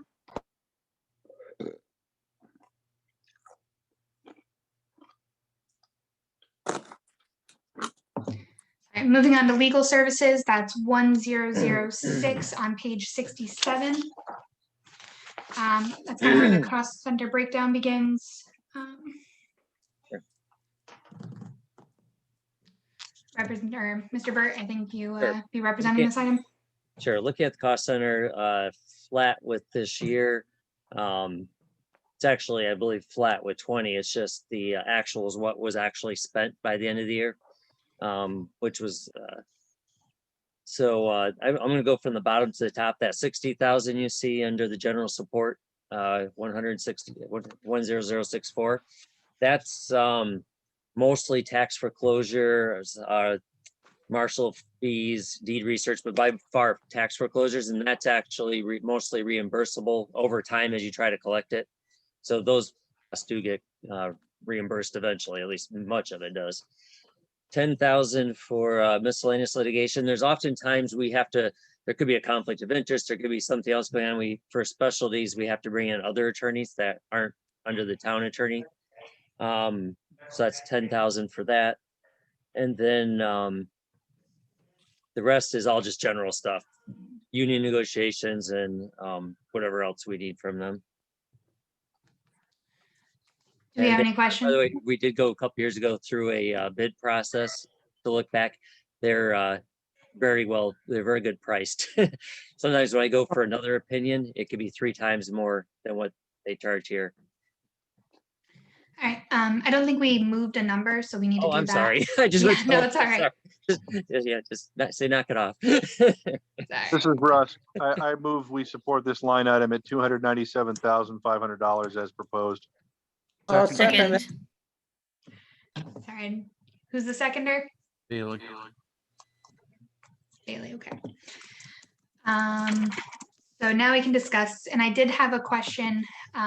No other members of the committee had a question. So is the 257, or I guess it's 227,500, is that like a retainer fee for kind of No. any services that? No, it's just for actual use. Actual use. So Yeah. that includes like 10 o'clock at night when you have to text them about something during an RTM meeting? Yeah. Yeah. So All right. I don't always see those actually show up on them though. And they also go to council meetings. They do certain services through the bid process. We ask them to do certain things without charge. So it's not absolutely everything's charged, but most everything. Yeah. All right. I think that's it for my questions then. Actually, I have a quick question. I don't know if it's a dumb question, but does any of this cover the city? No, As it far does as- not. No, okay. I'll make They have sure. their own attorney. Okay. It's a great question. That's very good. They actually used to use the same, not under our money, but they used to have the same attorney, but they ended up switching at some point.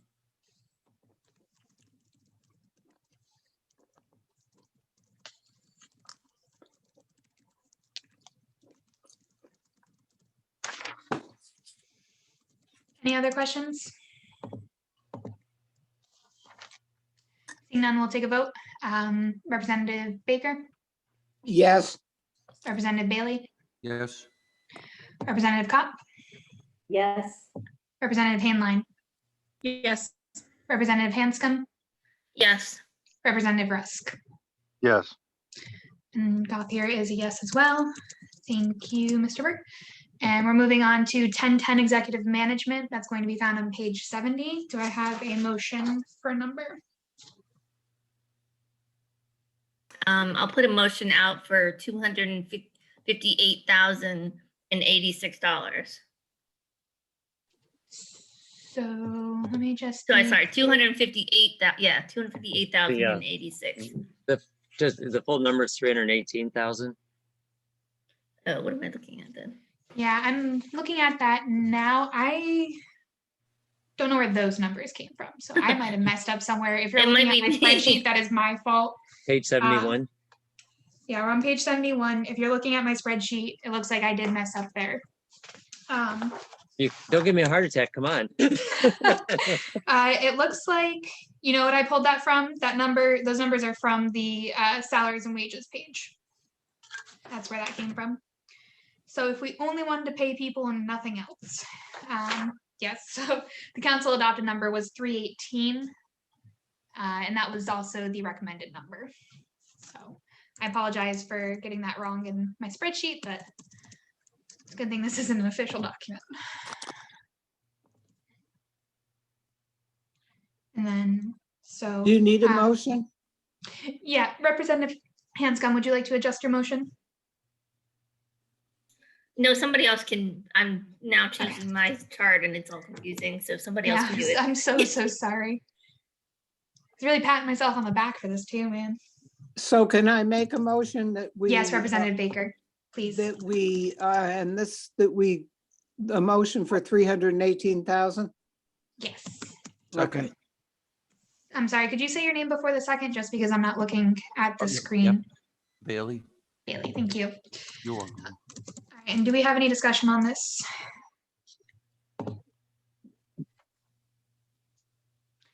Just because I don't have the addendum in front of me, it's 318,000 exactly. That's the number that's proposed. Exactly, Yes. Yes. Wanted to make sure we were square with you. Sure. And I'm just seeing this now. There's an attendee by Jerry Kay. I'm not quite sure who that is. They might be germane to the discussion. Hello, Jerry. You've got your hand up, sir. I'm sorry. Did you put that up for the last item? You're muted. Maybe it's a mistake. Okay, thank you. I think you can. There we go. All right, so I did actually have a question. Sure. So could you talk about the legislative support a little bit? About what kind of services exactly those are? Sure. I mean, it says in there, a lot of it is stuff that my assistant does. You know, she does, well, we both do a lot of it. She does a lot of the agenda stuff, a lot of the committee stuff, but it's really, these are all mixed in, you know, these have been traditionally held for these, but really we don't break them out along the way. You know, you're jumping from one thing to the next constantly. You know, what it says is for processing town council and RTM referrals, which would be Lisa, attending legislative and other committee meetings, order to set state legislative priorities. And I do go to quite a few meetings of that, you know, that sort. Coordinating Groton's legislative agenda with local legislators, do quite a bit of that. But honestly, this is one of the, and then developing issues and agendas for all meetings. That's a lot. That's actually a lot of work. That's by far the biggest chunk of that. There's, you know, every other, like, we have 3 council meetings a month that Lisa and I put together, and it's always a lot of work getting it out the door. So are you or your staff paid for the regular meetings that you're attending, or is that part of your salary? Salary. We're just, That's yeah, just salary. Okay. Now, Lisa is not, but she doesn't attend meetings. If she had to do something over, it would just be comp time. We don't do overtime in this budget. And then a little bit of Bob's time, the assistant town manager portion of his time, which is less than 10% of his time, comes out of this budget. Okay. And the raises in here, those are contractual? No, it's what we've done for all the non-union, including, I think I sent out the policy to everybody that the non-union get the same as the union. Right. And then a few thousand of this is we actually I cut some training dollars when we were cutting everything we could for this year, knowing that not all the trainings were going to go on. So that has gone up about 4,000 this year, 3,000 or 4,000. All right, great. I'm hoping we're back to trainings and other things, you know, hopefully we're going live again soon. Any other committee members? Well, I really appreciate what the staff does and what you do yourself, Mr. Burt. It's quite a show you put on. So it's really amazing and very appreciated. So seeing no other hands from committee members, we're going to take a vote. Representative Baker? Yes. Representative Bailey? Yes. Representative Kopp? Yes. Hainline? Yes. Hanscom? Yes. Thank you. Representative Rusk? Yes. And Gothier is a yes as well. All right, we're moving into planning and development. That's 1046 is the line item, and we're on page 186. Sorry, I don't imagine. Do we have fire district pilot tonight? I'm not sure if I. It is on our agenda. It's at 10:92. So, Oh, on the list, it's right after legal serve. Okay. I just looked at yes. the original list. Okay. So when I made my list, sorry, I made my list. It was based off of what Betsy sent. So we can do the fire pilot now if you'd like. It makes no difference to me. So we're on 187 now? Correct. Yes. Okay. 187. Could be a fairly simple one. I think this. Your humor sorry, isn't number. included in the salary, correct? What's that? I was making a joke that your The salary, humor is part of the salary. We were about to discuss the fire district pilot. Is that correct? Yes, Correct. so we're moving into 1092, the fire district pilot, on 186 into 187. Do I have a motion for a number? I move that we support the fire district pilot line item at $246,000. I second. Thank you, Representative Baker. Jean Baker seconds. Thank you. So do any committee members have questions? And just to mention, this has been flat for many years. It might even be over 10 years that this has been flat. I know it's been a long time. Part of it is from the pilot dollars from the state for state land that you don't collect taxes on, and they don't get taxes on for the fire districts. But also part of it is us paying paying an amount for town-owned property that they don't receive taxes for. Like I said, it's been flat forever. Right. So I know during the council session, they had asked about adjustments to the town formula. Is there any plans to make those adjustments? Not or are you kind of waiting for something? Twice since I've been here, we've gone sort of through some of that process, and there's always winners and losers as long as you have the same number. I think what a lot of people, like what some of them want, is just higher numbers all around. Right. I mean, my kind of feeling about it is I'd rather be correct, winners or losers, than keep going on old numbers, especially ones that are 10 years old. That's kind of my feeling about it. But any other questions from committee members? All right, seeing none, we're going to take a vote on the motion for $246,000. Representative Baker. Yes. Representative Bailey. Yes. Representative Kopp. Yes. Representative Hainline. Yes. Representative Hanscom. Yes. Representative Rusk. Yes. Representative Gauthier is a yes. So I will move us back up. I think we should do the CIPs separate. So that does bring us back to 1046 planning and development, page 186. Sorry, I got that number wrong, of course. Of course, I've gotten everything in the spreadsheet wrong. Now, which page are we on for the spreadsheet? So the spreadsheet's just an Excel file that I had sent out earlier in the week with my notes from the council meetings that had occurred. But let me make sure I get you the correct number to look at for the planning department. It's going to be 133. The spreadsheet has $1,596,000 and $94. Sorry? Just reading what the spreadsheet said. Yeah, that's what the spreadsheet says, which I hope is correct. Did I actually get that number? That is correct, yes. Is that also on in our book? Yeah, so your budget book, Planning and Development Services, 1046 begins on page 133 with kind of a narrative about the department and their budget request, followed by cost centers on 134, and then numbers on 135. And the numbers that we will be discussing tonight, it looks like, are going to be on 136. So that's where that 1.5 million number comes from. I'm sorry, did I have a motion? This is Russ, guys. I move we support planning and development line item at $1,596,094. Thank you. Do I have a second? Second. Hanscom? Was that you seconding? Yeah. Alrighty.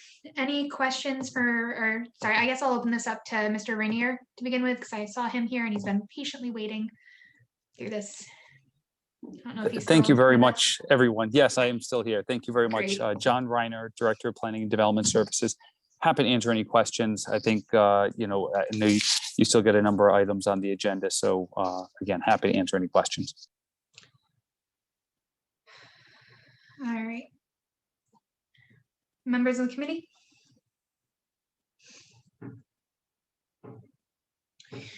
So the council, when they discussed this, there was quite a bit of discussion about the new position that was approved by the council and inserted into this budget, the climate resilience PR manager. What's the abbreviation for PR on that? It's a climate and resiliency manager. Okay, there's just the letters PR before manager in this title here.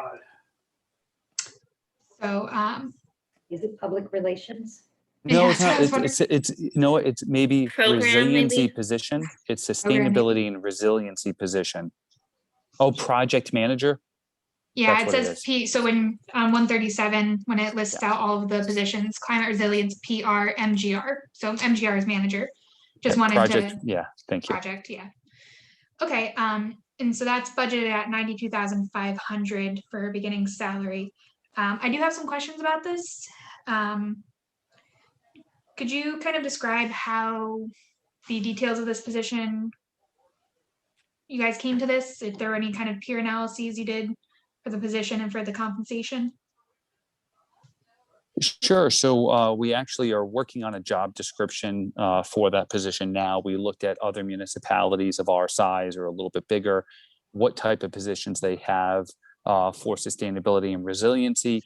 And we wanted to get someone that's not an entry-level position, but someone that's seasoned, that has an extensive amount of experience, preferably a master's degree in this type of field.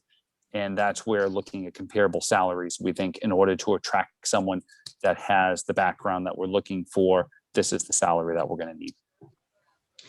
Right.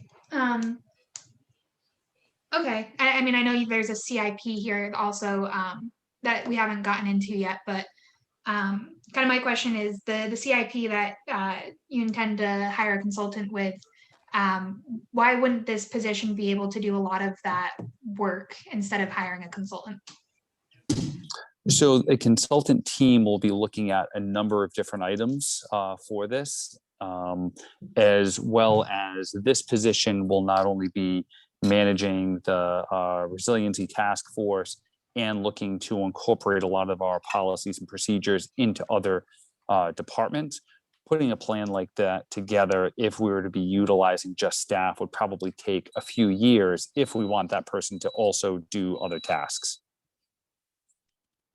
Right. And I know one of the justifications for this position was that they'd be bringing in money via grants and programs. What's kind of the idea or contingency when grants don't get made? I mean, for the CIP, you mentioned the $85,000 was a grant that we didn't end up getting. And as someone who does apply for these kind of environmental grants for my business, they're competitive, they're hard to come by. I know people think there's a lot of money swimming out there, but what's the contingency for the grants that don't come in, that don't pay for the position?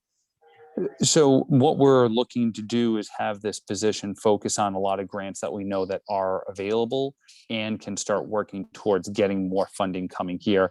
Do I think that it's going to directly pay for the job? No, but do I think that we can get grants once the position is really up and running equal to the value of the position? That's my hope. And so what are your thoughts on having the consultant paid for via CIP, regardless of whether or not we get a grant? And then once they come up with a plan, we have this manager here to implement it or help implement it. I think that is a really important component to have this person on board. Once they're on board, for them to get a kind of a general feel for the community, we will then start working together with our sustainability task force, other departments, prepare an RFP to then go out and look at preparing that resiliency sustainability plan. If there are grants around to look for and apply for something that can help support and expand that plan, we certainly will do that. But I do think the two go hand in hand. Right, and I think my last question is, how much has this department spent on on consultants, expert kind of advice, surveyors, that sort of thing in the past 3 years? I would have to get that number for you. I don't have that right off the tips of my fingers. Happy to dive into that. I know in years past, we've had similar requests, and we can put that together, certainly. Thank you. Any other questions from committee members?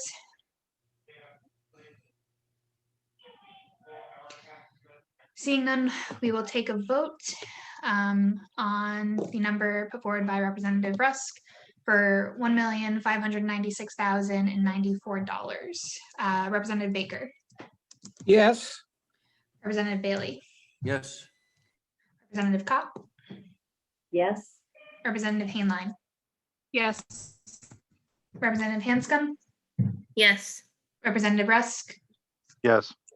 Representative Gothier is yes. Thank you for holding on, Mr. Reiner. And I don't know if, how the committee feels, but since we have him here and engaged, do we want to jump into the CIPs that kind of relate to his area? That's a committee decision. Otherwise, we seems can to just make keep going sense. through. Yeah. Sure. Yeah, okay. So we'll do that. We'll move into the CIPs. So starting with 8A, the Economic Assistance Fund, you'll find that on 237.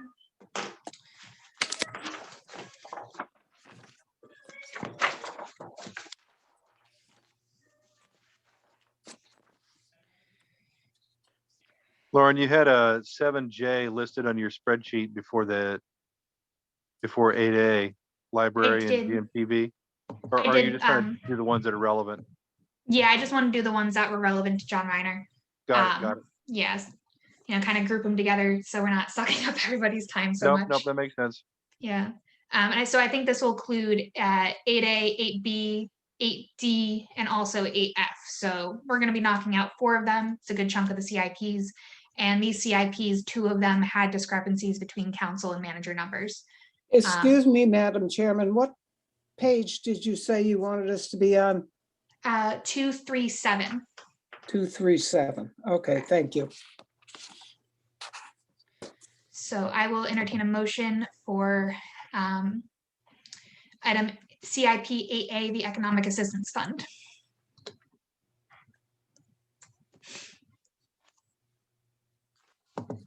What was the page number again? 237. Okay. So I know there's different sections for the CIPs that it breaks it out separately, but it's also included in the main budget section. So I'm just sticking to the main budget section here. And that says planning and engineering, land and right of way? It sure does. Okay. So right. we got it at $50,000 as the manager and counselor. Sorry, Representative Rusk.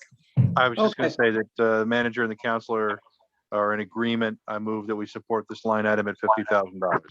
Perfect. Thank you so much. Do I have a second? Second, Hainline. Thank you, Representative Hainline. Do we have a discussion on this item?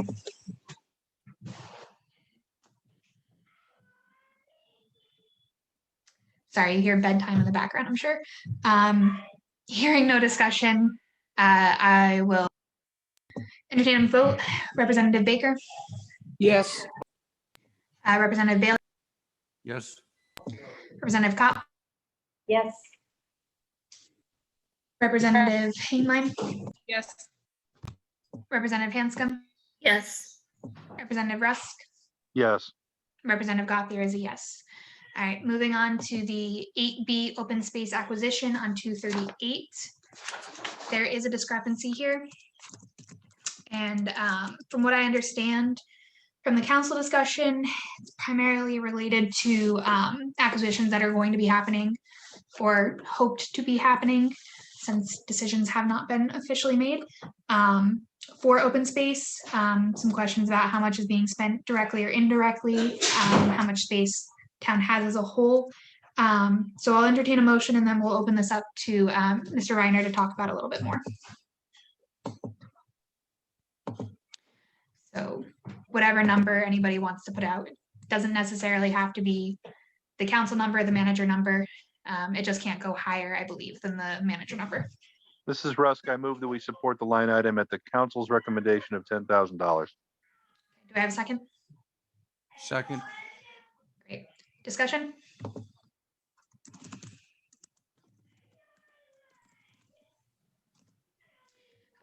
I would agree. Yeah. I think just listening to the council discussion, listening to some of the justifications, I would also support the council's decision to reduce this item down to 10,000 for this fiscal year.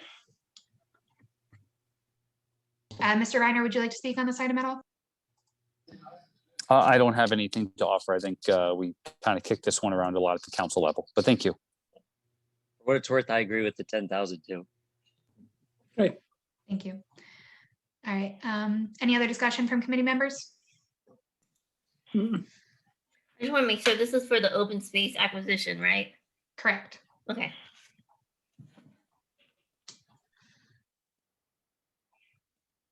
All right, seeing no other discussion, I'm going to take a vote. Representative Baker, Yes. Representative Bailey, Yes. Representative Kopp, Yes. Representative Hanscom. No. Okay. Representative Hainline, Yes. Representative Rusk, Yes. and Gauthier is yes. So that passes. We will be recommending to the RTM a number at 10,000. We will be moving on to 8D, the strategic resiliency plan at 239, page 239. Looks like council and manager were in agreement on this one. That's an $85,000 item. Right, so from what I understand, this was a kind of a recommendation from an EPA project that made recommendations. There's a grant out there in the same amount that the town has been applying for. We did not receive that grant, but because there has been an emphasis by town leadership on coastal resilience, it's desired to have this as a budgeted item so that we can pay for the consultant work to start identifying issues and come up with a plan to address those issues. Is the So we grant, will- grant funding not available anymore, or is there hope that it may be received later? I believe the hope is, I believe the intent by Mr. Reiner is for his department to apply for it again, but we can get into that discussion a little bit more after we have a number on the floor. I move we support the line item at $85,000. Great, second, I'll second it, Baker. thank you. All right, so yes, from the council's discussion, they do plan on applying for this amount again. And if they do receive it, even after we allocate the $85,000, that grant money would go to pay for it, and it would not, I believe, correct me if I'm wrong, Mr. Burt, it would not actually come out of the general fund, or it'd be reimbursed to the general fund, something Correct. like that. That is correct. So, and kind of the feeling by members of the council is that having that sustainability position filled in planning would give more meat to our application. They're quite competitive grants. Mr. Reiner, would you like to add anything to this discussion? No, I think you've summed it up quite well. You know, there are grants that we look to apply for this plan, and we hope that we can get them. But in case we don't, we want to have this funding in place. Yeah, and just to be clear, this would just be paying for the consultants, and you've shopped around for kind of numbers on how much a plan or a consultant work will cost for this? Correct. Actually, the city of Groton is currently working on a sustainability resiliency plan right now. That was something that we had gotten some numbers for when they started on that, I want to say a little over a year ago. And we think that this is a fair number. Yeah, I think are they using volunteers on like a task force, or are they paying a firm for that? Both. They have a volunteer task force to help direct some of the conversation and get some feedback, but they're also utilizing a consultant for this. anytime we do a project like this, we would also go out to bid to get a competitive bidding process to get the best price. Is the grant that you're applying for, is the max amount 85, or is that all you're requesting from the program? There's a grant that we're looking to apply for right now for $90,000. We might end up asking for more money. That grant is specific to looking at some work in downtown Mystic. There's another grant that we're eyeing for this project also.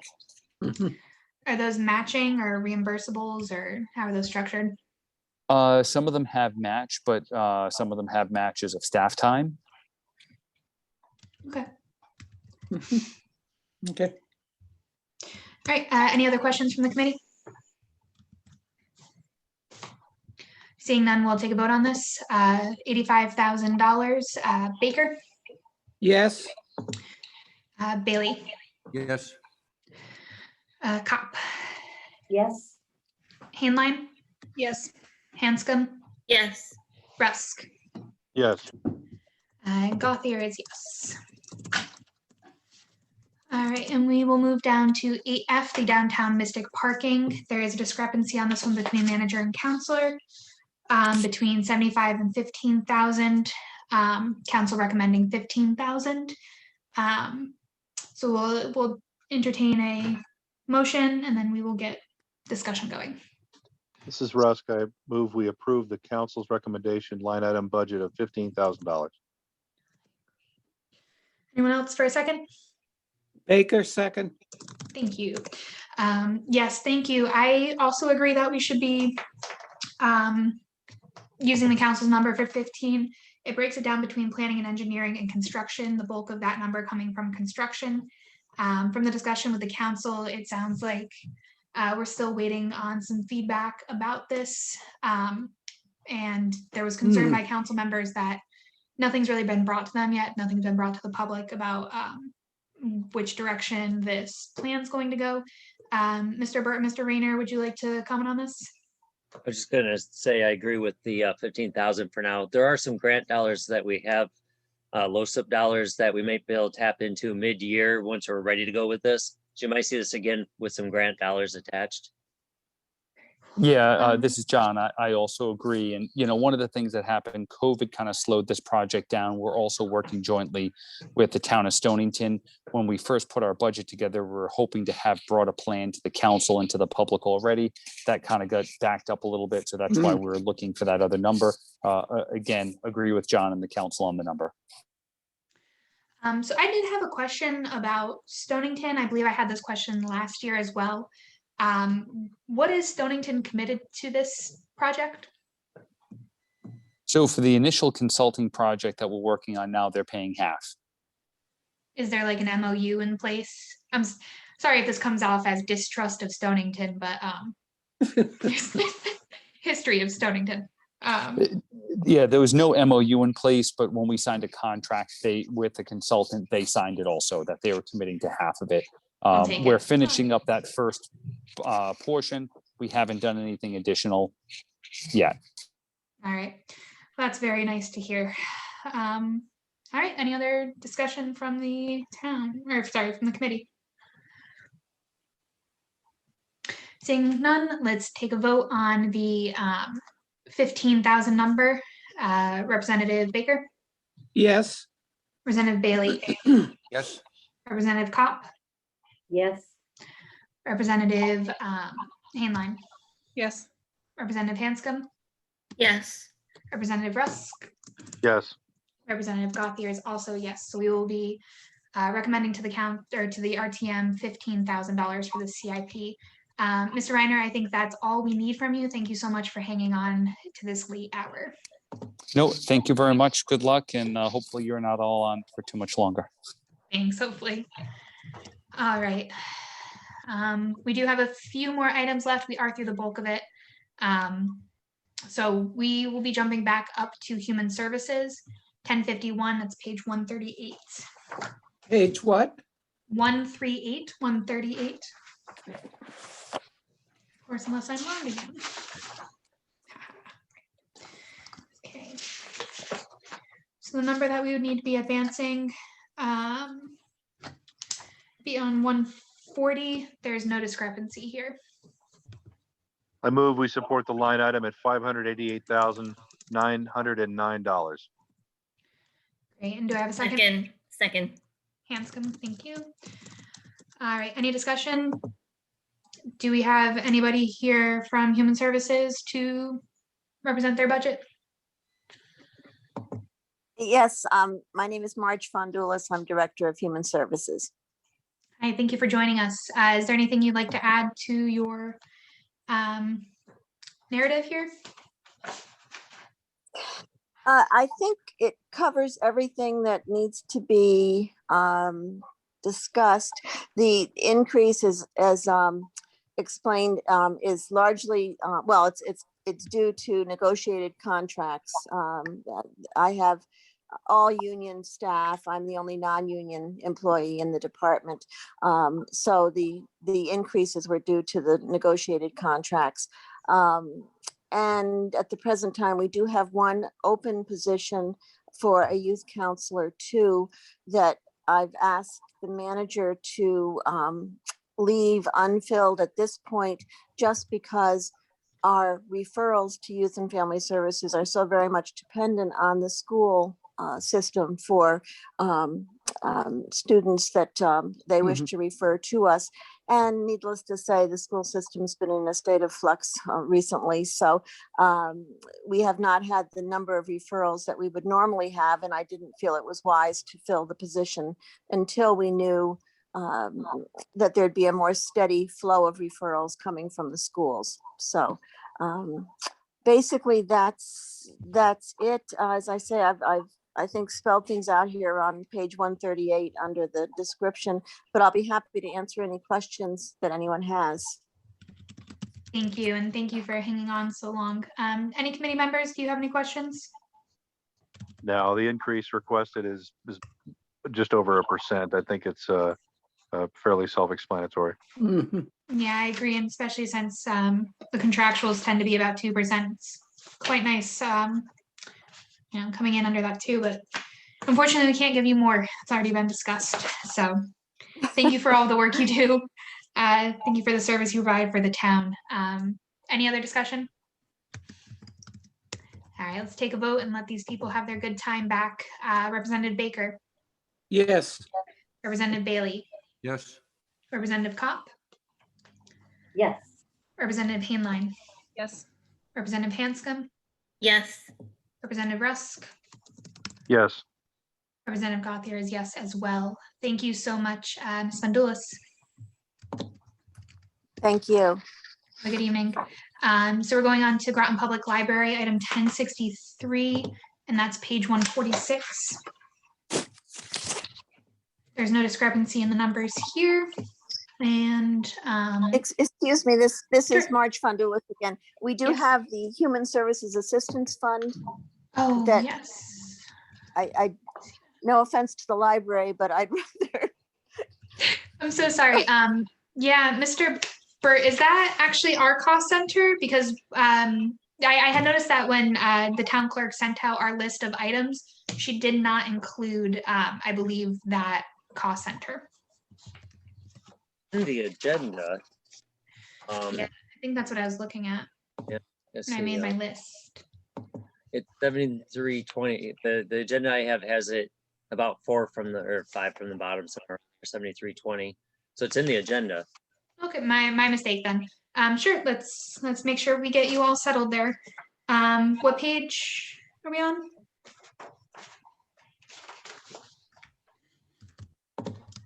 Mr. Burt? Sorry. Just up here.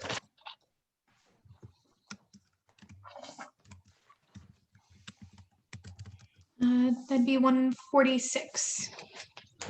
Yeah, 142. The library is 146. Oh, sorry. There's no discrepancy between town and the council and the manager, correct, on this one? Correct. Great. Do I have a motion? I'll make a motion for $10,000. All right, second. we have a second? I'll second it again. Okay.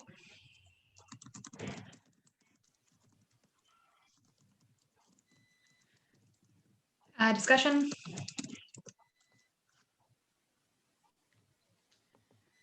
Seeing none, we'll take a vote. All in favor? Aye. Aye. Aye. Any opposed? Excellent. All right. I think now I've got you all set, Ms. Fundulos. I'm so sorry about that. Thank you so much. I appreciate your work. All right. Sorry for the bait and switch, members of the Groton Public Library that have been patiently waiting. We are back on that item, 1063 on page 146. No discrepancy here. Do I have a motion? 147. Yes, move that's that where we the should- number start, but the narrative starts on 146. Yeah. This is Rusk. I move that we support the Groton Public Library line item at $1,653,056. Great, thank you. A second? I'll second again, Baker. Thank you. Discussion? Do we have anybody from the library that would like to speak? We did receive quite a number of letters of support, which were always lovely to read and see. We by far get the most number of letters for this item, so they're all supportive. Well, thank you. My name is Jennifer Mealy, and I'm the director of Groton Public Library. I have with me tonight Michael Spellman, assistant director, and Sean Greeley, the GMTV specialist. Happy to answer any questions.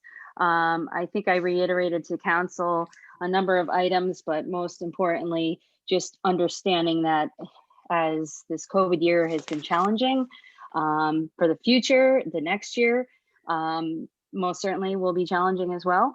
So we absolutely looked at that in our budget preparations this year, and we were able to reevaluate what we were doing, and considering that we would present to you a budget that would absorb our 2% raises, as well as minimum wages that we're increasing for our part-time staff. So we'd be happy to answer any questions you may have. Thank you. Any questions from the committee? Seeing none, we'll take a vote. Representative Baker, Yes. Representative Bailey, Yes. Representative Kopp, Yes. Representative Hainline, Yes. Representative Hanscom, Yes. Representative Rusk. Yes. Gothier is yes as well. All right, thank you so much, Dr. Mealy. Borrow it CT 3310 on page 150.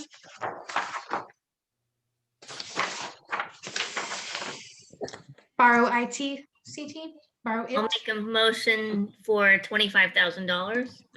Great, thank you. And do I have a second? Rusk, second. Great. Discussion by committee? What is borrow IT CT? I can explain if you'd like. Basically what this is state money that gets funneled to public libraries for this reciprocal borrowing program. So when a person comes from, say, Ledyard or Stonington and utilizes our library, we get a piece of that. We get monies by a ratio that the state puts together. And from that ratio, we get money per year that we have to spend specifically on library related services.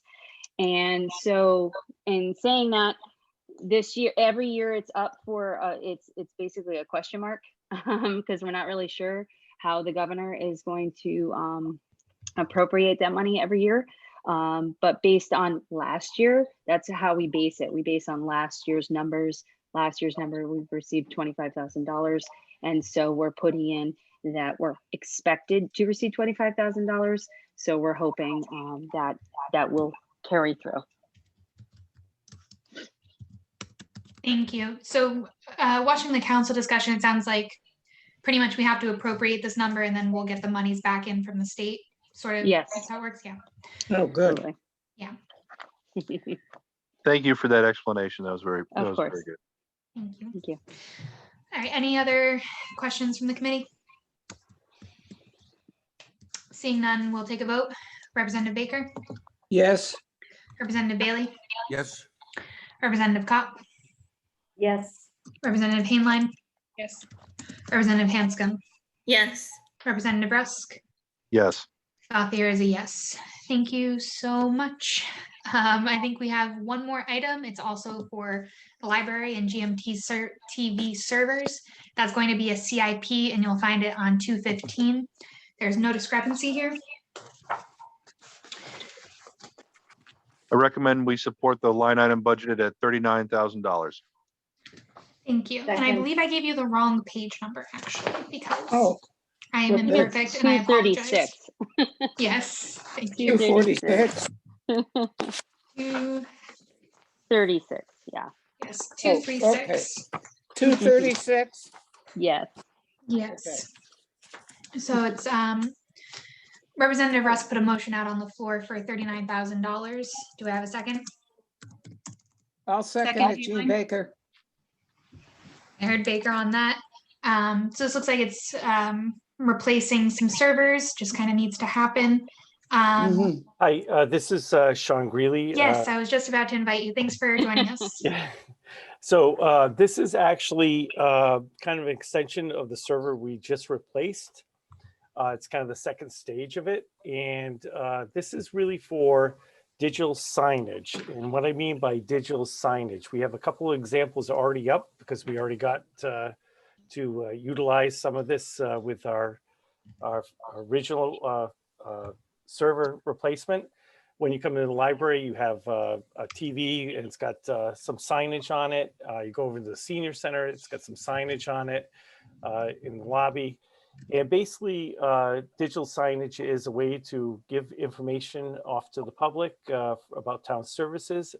Also gives the opportunity to market for particularly Parks and Recreation, Shanticosset.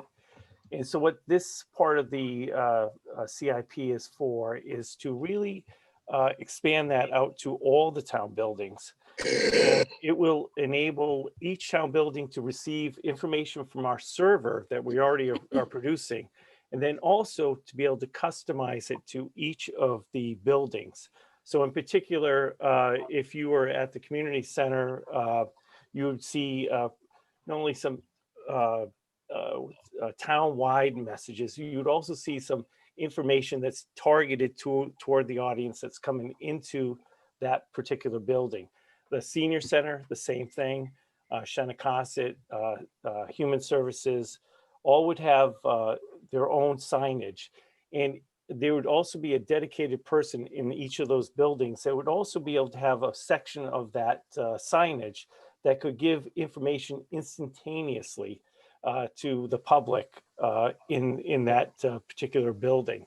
So this is really kind of customized information for the town and customized marketing for the town as well, particularly with Parks and Recreation, Shanticosset, and any of those services that we're looking to increase customers.